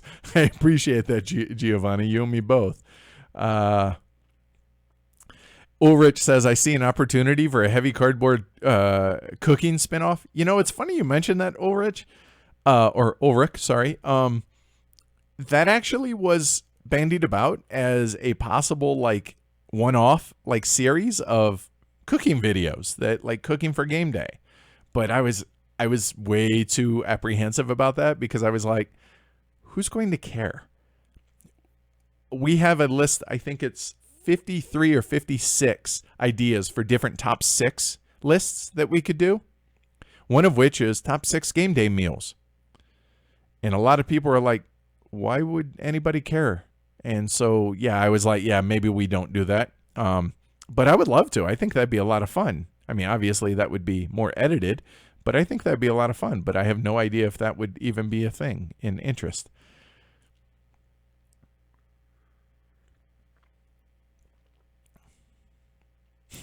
Thanks, Niels. Thanks for crapping on my Blazers. I appreciate that. And Jared says, I vote for a once a day 18xx live stream once you're full time. I don't, Jared, for what it's worth, but I appreciate your feedback. Thank you.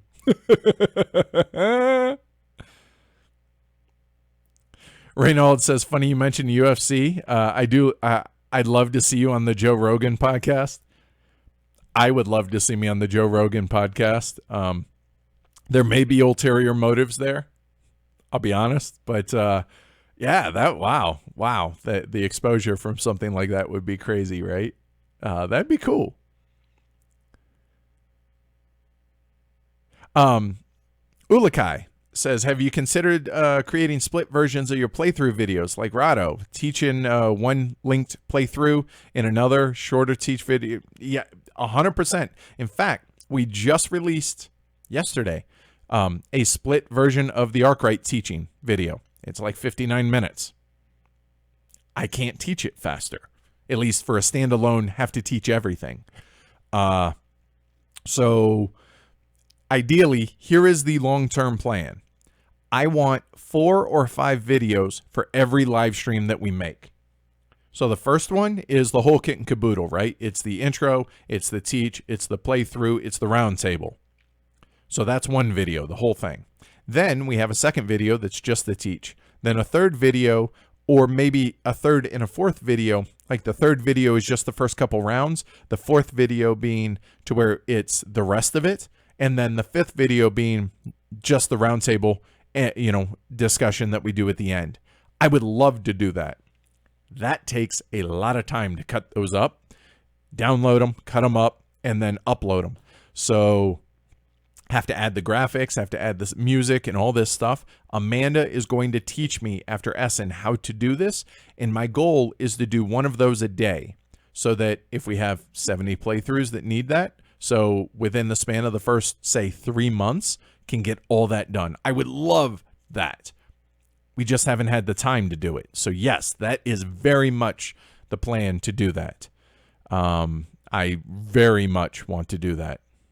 Because I feel like, take for instance, there was one complaint or critique of the Arkwright video on YouTube that like a how to play that's 5 hours is just way too long. And I'm like, everything's, if they're not timestamped, they're going to be timestamped. So you could do that, or I feel like seeing a 5-hour video, people are going to see that and be like, whoop, and close that. And that doesn't help them and it doesn't help us. So cutting them up like that, as well as offering one whole thing like we already have, I think is perfect. I think that's an awesome idea. We just haven't had the time. So yeah, that is very, very high on our to-do list when we get home. Okay. That's awesome. Casey says he had an Eric Davis 44 Magnum poster on my wall growing up. Yes. You and me, Casey. We're here. Still can't believe he had a ruptured kidney. Oh, God. That sounds so horrible. The Great Papyrus asks, do you love making videos? Yeah, I think I do. I think this is a lot of fun. I enjoy this interaction. And that's the thing. I would not love this if I didn't do these live, because the tedium of the editing, first off, and the second, I would miss the interaction that we have during our live streams. I mean, not just this, but during our playthroughs. I feel like that is one of the things that sets us apart. I mean, I'm running the stream, I'm running the game, I'm teaching the game, I'm interacting with chat, and I'm our own producer, switching cameras and everything. I feel like I've gotten pretty good at that now.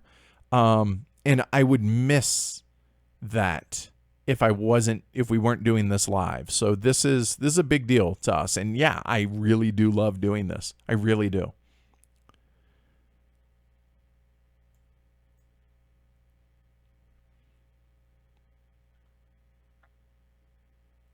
Any plans or interest in teaching Agra in the near future? Alex asks. Absolutely. Contact Quinted Games. Reach out to them. Tell them you want us to do a playthrough of that. And if they want to work with us, then absolutely I would love to do that. So please touch base with Quinted Games.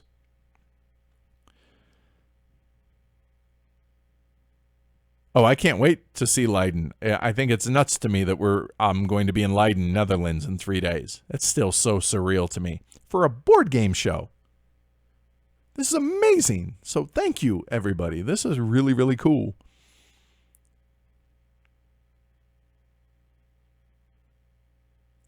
You know, Cricket is the only game I don't understand the scoring or the rules for. I'm not asking for it right now. I'm just saying when we're over there, some folks can explain that to me maybe. Oh, and curling. Dude, we have curling here in Denver. That is something I want to try. I want to experience. That looks like so much fun. Looks like shuffleboard on ice, right? I mean, I watch it during the Olympics. I would love to do that. I think that'd be a lot of fun.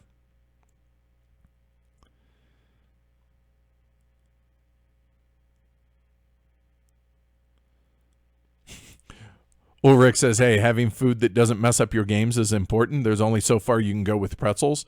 I agree, but there would have to be a caveat that we actually take a break during game day to sit and eat as a group so we can just kibitz. I mean, and just talk and hang out with one another. We have a nice meal, and then we go back downstairs to eat or go back downstairs to continue gaming. So it's, I imagine that's not how most game groups work, but that's how it works here. Yeah.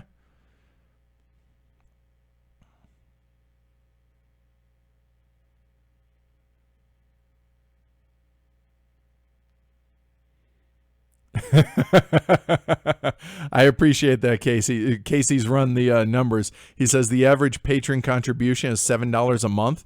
So to reach full time, we need 85 more patrons, 592 as the magic number at $7 a piece. So okay, so I have always hesitated to do this publicly, but we're just friends, so I'll try it, and hopefully I don't get too much pushback on this. Here's the way we see it. Now, we actually support about a dozen different creators on Patreon, different media folk. I hate the term content creator. I always have. We're media, but anyway, whatever.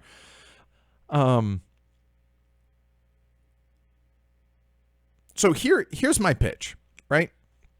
To folks out there. And without it coming across too heavy-handed, I'm going to stop prefacing and just do it. Yes, Amanda. $5 a month comes out to $60 a year. That's a game. My question is, do folks get enough enjoyment out of the show? And do we do a good enough job, whether it's through the playthroughs and or the reviews, to either turn you on to a game or games over the course of that 1 year that makes up the difference to basically forego the cost of one game to support the show? Whether that's turning you on to games that you really might not have heard about otherwise, or that you would really enjoy, or you see in action through the playthroughs or through the reviews, or the opposite. Like, I think the biggest compliment that we ever got was in our review of Small City, because we had a lot of feedback on both sides of, wow, you really turned me on to this game. This game looks amazing and it sounds fantastic, and I think it would be a great match for me and my group. We got an equal amount of feedback from folks saying, thank you very much. You turned me off from this game, and so you saved me from buying a game that me and my group would not enjoy. So basically Dan Carlin, right? His idea is, if you have $1 or $2 to spare, Dan would like it. Support the show. And our logic is at $5 a piece, that's one game a year. Basically, it's $60. Do you feel like it's worth foregoing one game to help us continue doing at the level we're doing it and only increasing? And if so, then that's what we're asking for. But I'll be honest, I don't care if folks are patrons for $1. Thank you. Truly, thank you. Because people took the time to do that, and it shows that they care enough. No. That's the wrong way to word that. So let me try that again.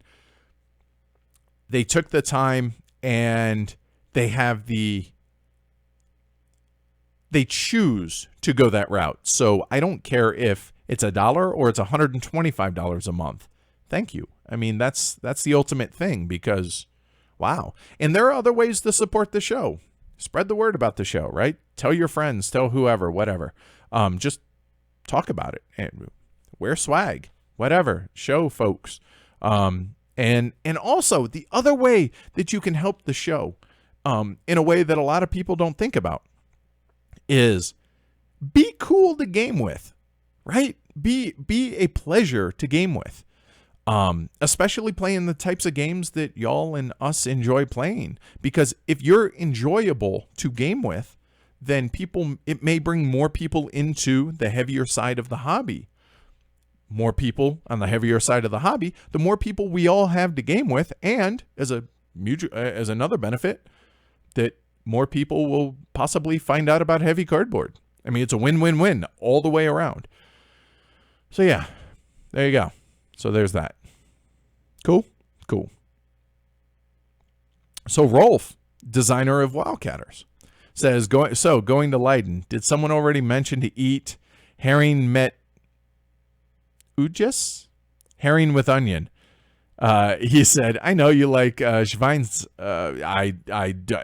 Is that Schweinsachse? I don't know what that word is, Rolf. And herring with onion. When in Rome, do as the Romans. So I feel obligated to try the herring while I'm in the Netherlands, but I'm really not excited about the idea. But and the fact that Giovanni says ugh, and he's Dutch, just saying. Oh God, in York, Rolf, yeah, we'll wish him luck. Okay, yeah, so.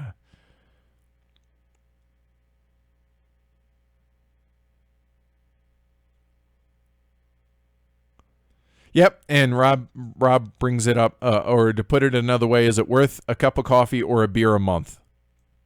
That's really what we're asking for, right? So, yeah, all right, enough. You guys get the point. I don't need to, belabor it.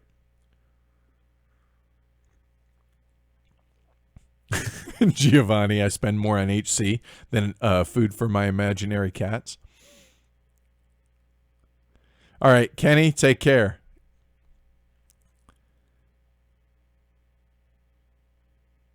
Wow, that's really, really thoughtful, Kenny. He says, before I go, being a patron since April is literally the most rewarding thing I can think of, having for $35 in my life so far. Oh, we really appreciate it, Kenny. Thank you, man. Mira says essentially the same thing. Definitely worth it. To me, getting to see all those games, and the herd is friendly. We're having a Dutch heavy cardboard game day, etc. Wouldn't have happened without heavy cardboard. That's awesome. And I think that's kind of the coolest aspect about having the show, is hearing all the people getting together and becoming friends, and just the community that sprung up around the show that is just amazing. Yeah, it's something that we never envisioned, that I think it's okay to say that I'm most proud about, is seeing the community that has come together around the show. Is just, man, that's really cool. You know, that really is. All right. And you know what?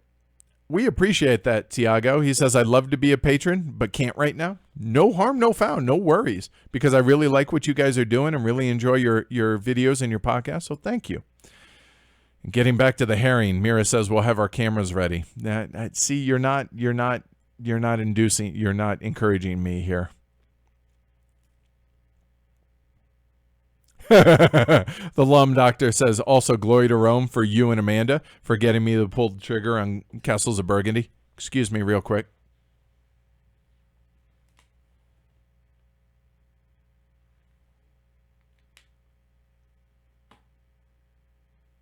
So on the right side of the Comcast track there, which Comcast now has 2 Glory to Romes up there, that is now our second Glory to Rome from viewers, from telling us Glory to Rome for encouraging or for forcing them to buy a game. So, all right, second one. Congrats.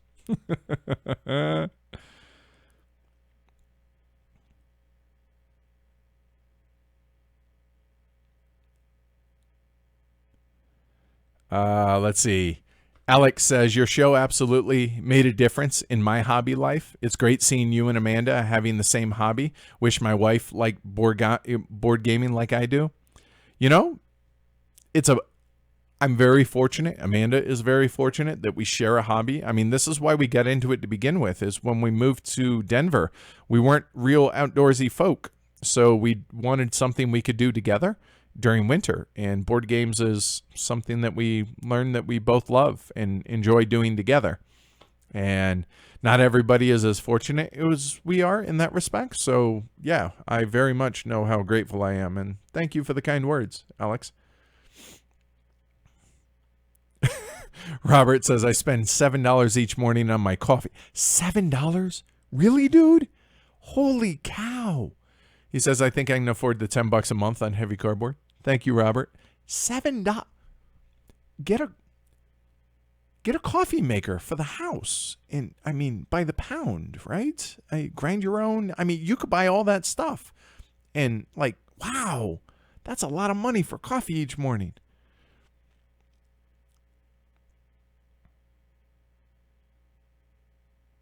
Alex, I'm surprised no one's asked this before. Alex asks, watching channels hosted by a couple makes me wonder, does it ever bother you in a show when you two had a fight, if ever? Check that stuff at the studio door, I think is a good way that Amanda and I approach it. That we have our disagreements. We're human. I mean, just like anyone else. But we also try to be professionals and check that at the door. And I mean, nothing's faked. Like, we don't like, oh, hi, no, it's not. I mean, you guys know that we are who we are on the show. The only difference is I tend to cuss more when I'm not behind the mic, whether it's on the live streams or the podcast. It still slips once in a while, but yeah, there have been days. Here's a perfect example. Now, a little bit different. It wasn't a fight between Amanda and I, but the day all that went down, that we got banned from Reddit. Actually, it was the day after. That was the hardest day we've ever had in the history of the show. We were supposed to release a pod blast last Tuesday, and neither of us could do it. Neither of us could get behind the mic, and that was a really hard day because of all the vitriol being spit at us from different ways. Warranted or not, doesn't matter. So yeah, there are certain days to where, you know what, just can't do it. And you know what, the show is better for us saying, you know what, no, we're not going to do X, Y, or Z. Professional to a point, but we're also human. So yeah, there decisions get made to where, just it would be forced and it would come across because we're not ones to fake it. So we didn't want to do that. So yeah, there's that. Phil says, wait, is this still live? Just got home 2 hours after saying I had no headphones. Yeah, waiting on Comcast, man. He has 18 minutes till he's late. 10 to noon, they said.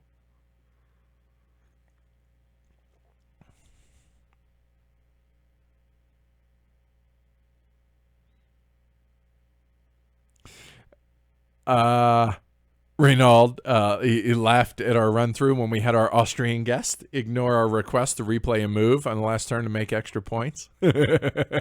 Hey, we basically, our rule on takebacks or mulligans or whatever is you get one mulligan a game, the end.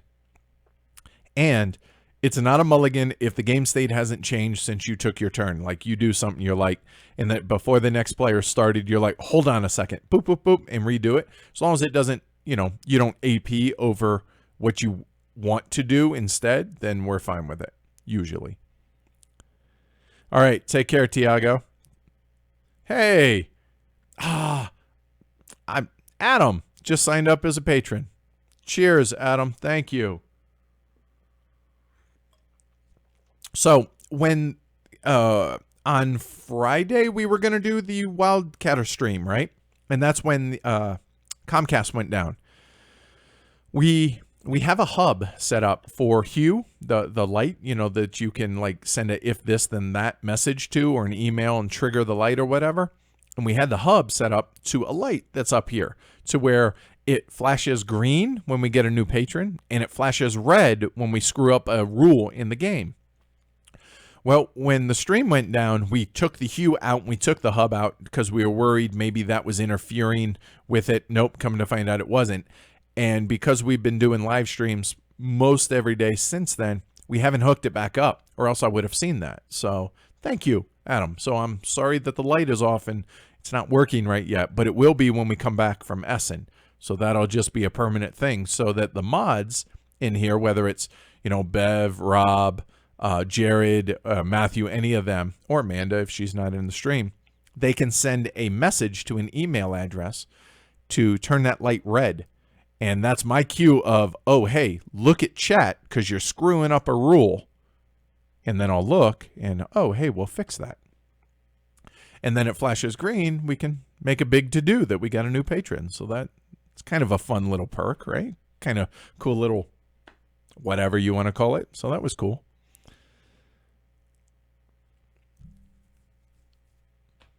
I appreciate that, Alexander. He says, with the teaching aids at the $10 level, I'll consider upgrading my contribution. So I have them, and they're written in a outline form for me.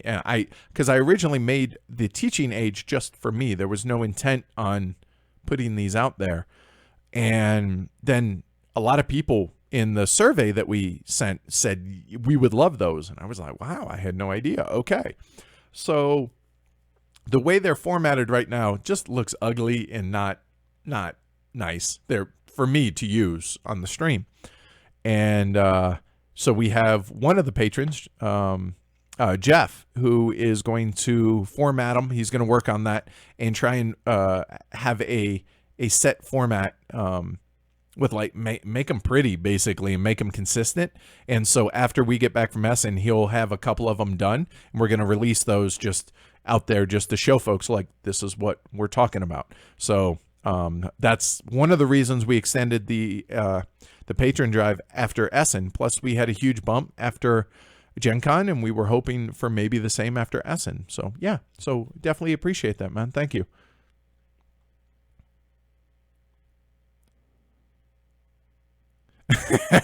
Touche, Robert. Is anyone really surprised that Comcast isn't there yet? All right, fair question. No. Mira says you're either gonna love or hate the herring. No middle ground, I imagine. Okay. Rolf says what I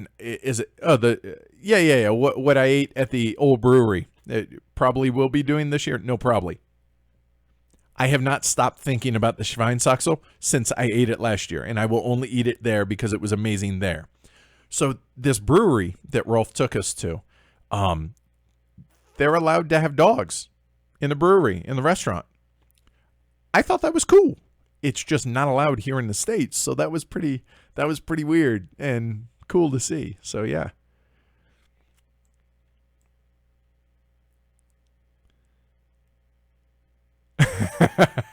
Thank you, Adam. He says, I watch this channel more than Netflix, so this makes sense to support it. Definitely appreciate it. Speaking of which, So not the best thing to go to sleep to, just FYI, but I started watching Mindhunter. I'm like 4 episodes into that. I still can't tell if I love it or if it's just, I don't know. The intro to Mindhunter really makes me uncomfortable. The little cuts. Oh, yeah, anyway.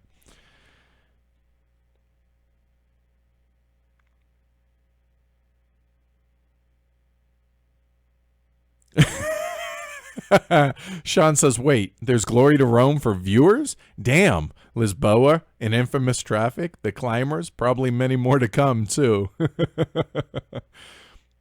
And yeah, I hope that $7 is for multiple cups of coffee. I hope so. I hope that's just not one coffee, Robert.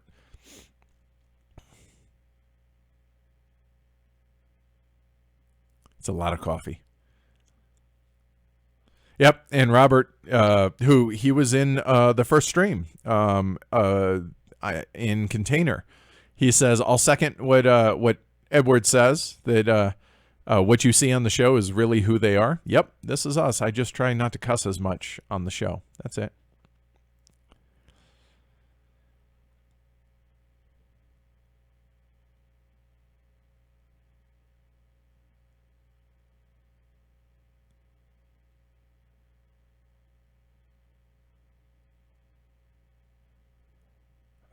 Catching up.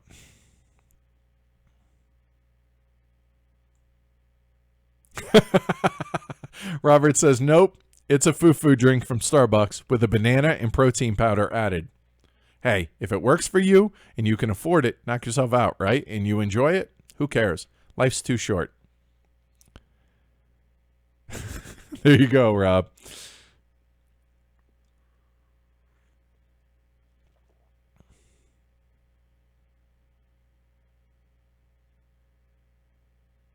Oh, all right. Ronald says, if you do a world tour in which you and Amanda do a playthrough as guests, you're welcome in London.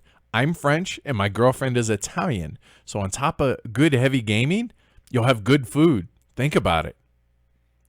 The plan is to come to UK Games Expo.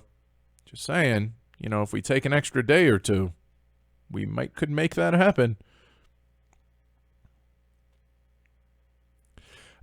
Ian, I will definitely do that. He says, send me a message with the name of the brewery. I'll have to get it from Rolf. We're going on Saturday night. You're more than welcome to come with us. That's awesome, dude. Trent says, I taught a 7-year-old how to play mini rails last night, and he did not come in last. That's what I'm saying, Trent. Yeah, that's awesome, man. Hey. What's up, Andrew?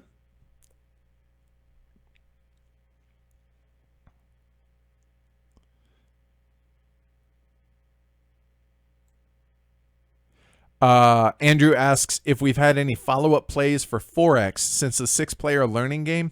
We haven't. Honestly, for the reason is we needed to get enough plays in for me, and I needed enough time to be able to get Wildcatters ready to stream, Container, and Arkwright. And that Arkwright, preparing for that stream was, yeah, I think that was 10 hours total, including the stream.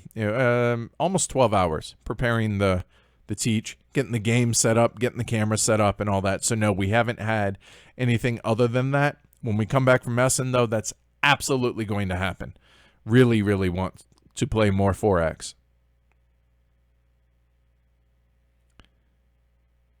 Giovanni says, you will taste Bitterballen, though, because Bitterballen are the best. You wanna clue us in as to what that is, Giovanni?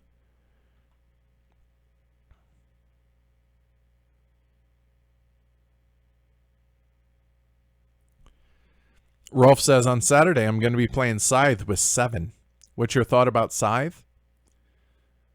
We reviewed it, Rolf. You can go listen to that. But basically what our gist was, it's gorgeous. It's extremely well developed, but maybe a bit overdeveloped, that it lost all its sharp edges and all its rough edges. And we felt like it was maybe a little too smooth and just didn't grab us overall. But, man, is that artwork gorgeous. Holy cow. Jacob did an amazing job with that.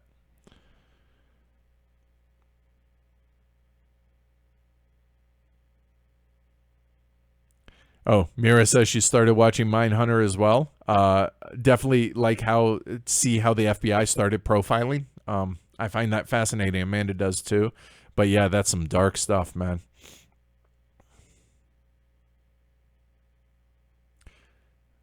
Roger that, Tony.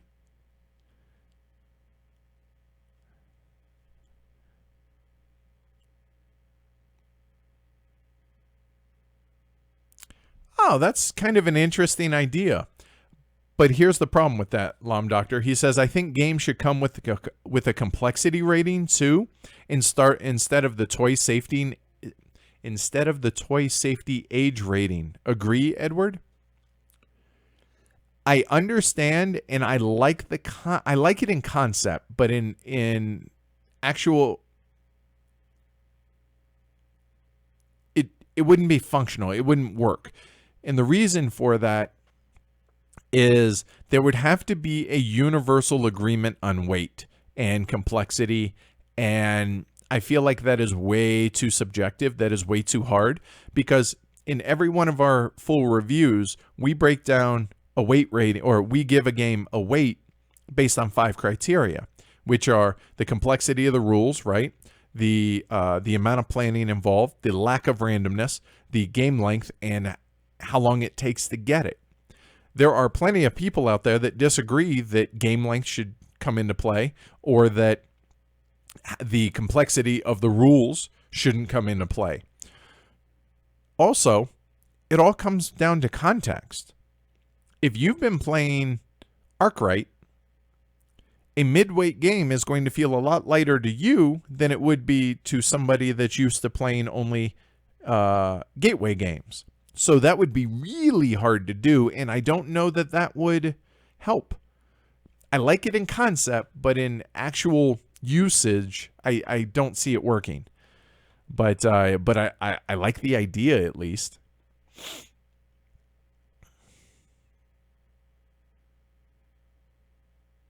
That's awesome. Ulrich says, looking at the menu of what it might have been the brewery you went to, and now I'm hungry again. All right, we got an answer from Giovanni. So everybody listening on the podcast, plus I imagine watching on the stream here, bitterballen are a Dutch meat-based snack typically containing a mixture of beef or veal, beef broth, butter, flour for thickening, parsley, salt and pepper, resulting in a thick roux. Sounds amazing. Yes, we will be having some of that. You are correct. Sounds awfully tasty, honestly. Adam, how do patrons gain access to the Slack channel? Yes, I'm live. I can't give it to you right now. So here's how this works. So after people sign up, whether it's through Patreon or through the store, buying an annual patronage, I welcome every single patron individually. I send them a little note that I write up for every single patron. Then after that, and part of it says, hey, I'll give you access to the Slack channel shortly. Then I go over to Slack and I individually invite every new patron. So that's how that works. So I'm busy here. So after Comcast comes and goes, I'll get you in. I promise.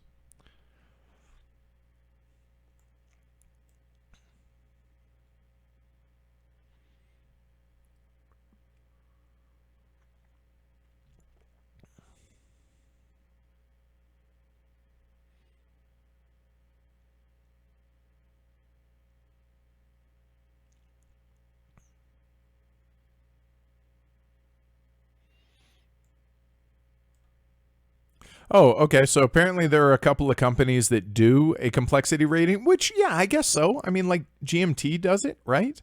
A lot of war game companies tend to do it. Victory Point Games does it. Apparently Cosmos does it for their games like Emotep. You have to give it some sort of context though, right? You would have to give it some sort of baseline to base it off of, because even a light GMT game still is going to be pretty heavy for some folks. So yeah, there has to be an accepted context for a complexity rating, but I love the idea in concept.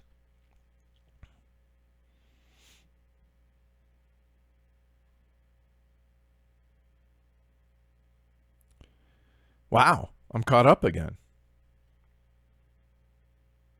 All right, so there was one more question that I forgot to actually put down here that I don't know has an answer. And I forget who asked it. One of the patrons emailed me and said, okay, so congratulations on your new superpower. You can go back in time and change any one event. What would it be, and what would the butterfly effect be?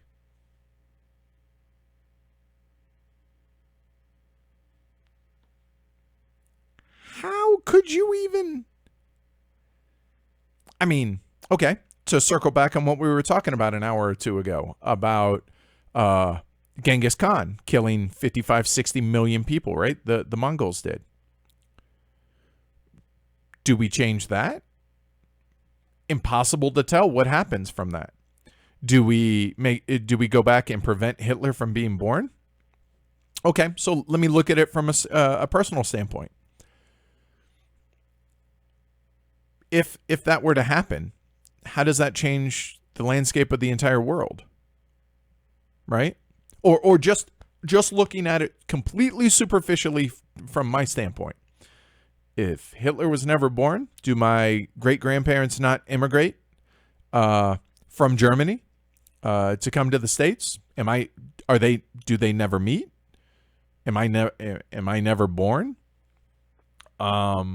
Or I could look back and wish my mom had gotten a MRI done on her head because she had melanoma, and it turned into a brain tumor, and they scanned her whole body, but they never scanned her brain, and it killed her. Would I want to go back to do that? But would I want to change getting out of aviation in the Marine Corps? Had I gone into a different field, but if I did that, I never would have ended up in Amarillo, and I never would have met Amanda, and this wouldn't be here.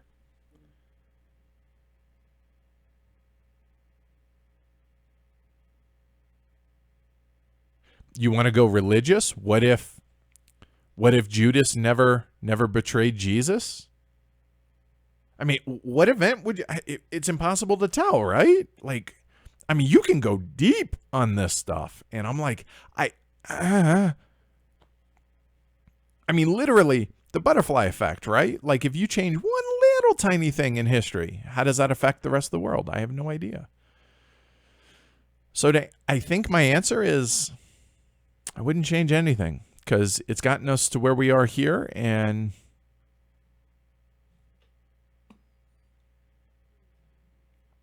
I wouldn't want to play God by doing that.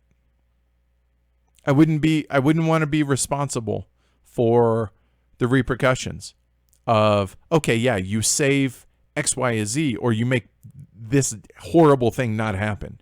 But what did that then unleash because of it? So, yeah. All right.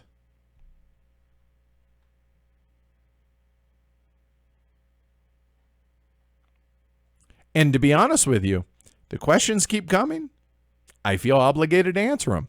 When I did the AMA on Reddit, I took 6.5 hours and answered thoughtfully every single question that was asked me, because if somebody is going to take the time to either watch this, interact with that, whatever, I feel like it's being respectful for those that took the time to ask the questions. So why shouldn't I answer every question that's asked? Isn't that being respectful of y'all and taking the time to do this? And I told you, I love doing this. This is a lot of fun for me. Plus, my to-do list is shorter today than it is for yesterday or anything. So I had the time. And Comcast is officially late. Shocked. Not at all.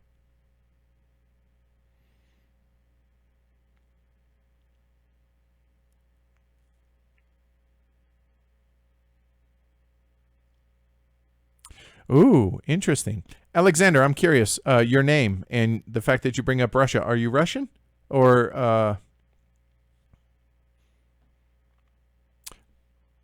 from the former Soviet Union. He says, I haven't seen a single movie where the heroes go back in time to change Russian history. Each time it's Germany. I think because that's the more obvious one, not to diminish what happened, because let's face it, the Russians lost more civilians than anyone else. So I get that. I totally get that. But yeah, I think it's just because, yeah, huh.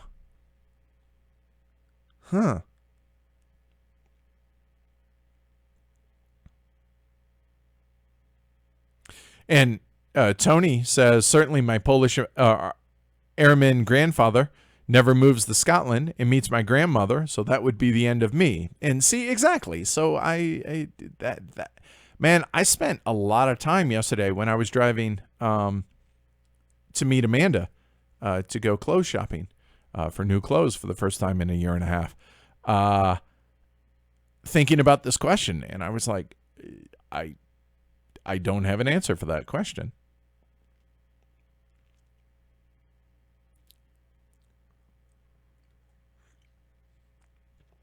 Man in a high castle. There you go, right? The Garden of the Forking Pass. Email that to me, Letters of Verax. I'll check it out. I do have a long flight coming. Just saying.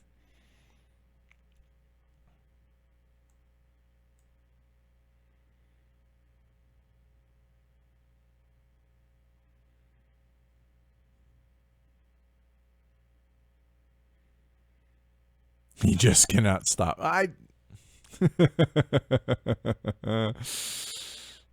Let's see.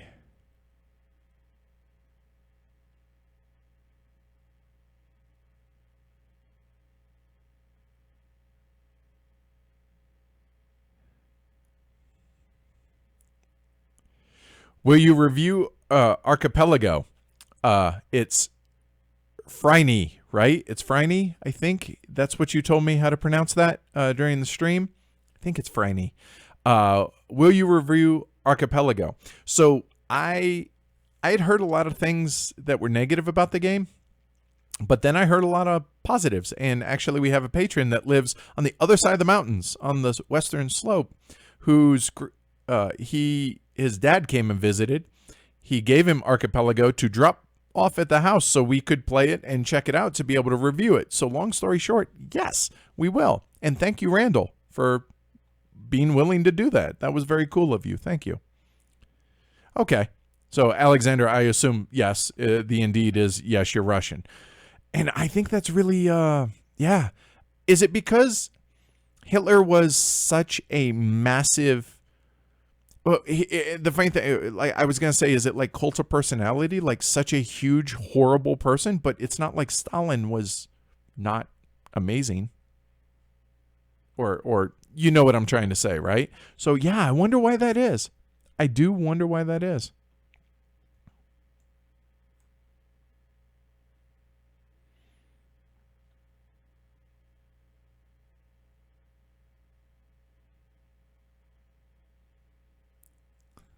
Ian says, all right, it's 2 a.m. I can't work anymore, so I'm going to bed. Thanks for the stream. Have a great trip. Yes, and I will see you in Essen, Ian. I'm very much looking forward to that. So take care. Thanks for joining us. Sean says, I'd love to see a playthrough or review of The Gallerist. I own it and would love to hear what you have to say. Also, Vital Lacerda, enough said. Eventually, it will come. I promise. Definitely. Marlon says, just received 2 copies of the New London. Any thoughts on that one? One is Mira's. I was going to say, really? That seems excessive, Marlon. No real thoughts on it. The artwork looks good on the new one, but I haven't seen it. And I will see it. It's Osprey Games, I think, did that. I'll see it next week. So we'll see then. I'll give you some thoughts following Essen on that. Okay.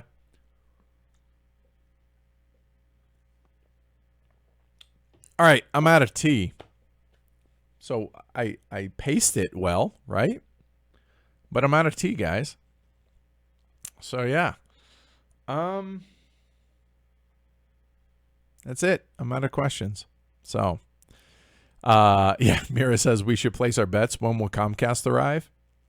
They are not going to be. They are not going to. You know what? I started this like 11 minutes late, so it happens, right? Anyway.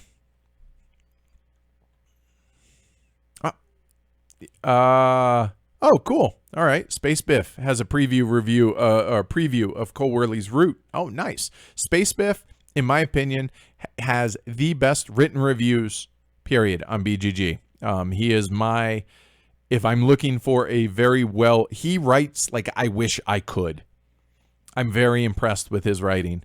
I write like I talk, which might not always be the best, I guess. But yeah, I am a very big fan of Space Biffs.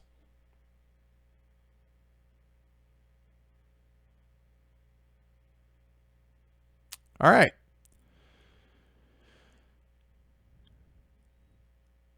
Yeah, that's it. That's all I got, guys. So cool. Wow.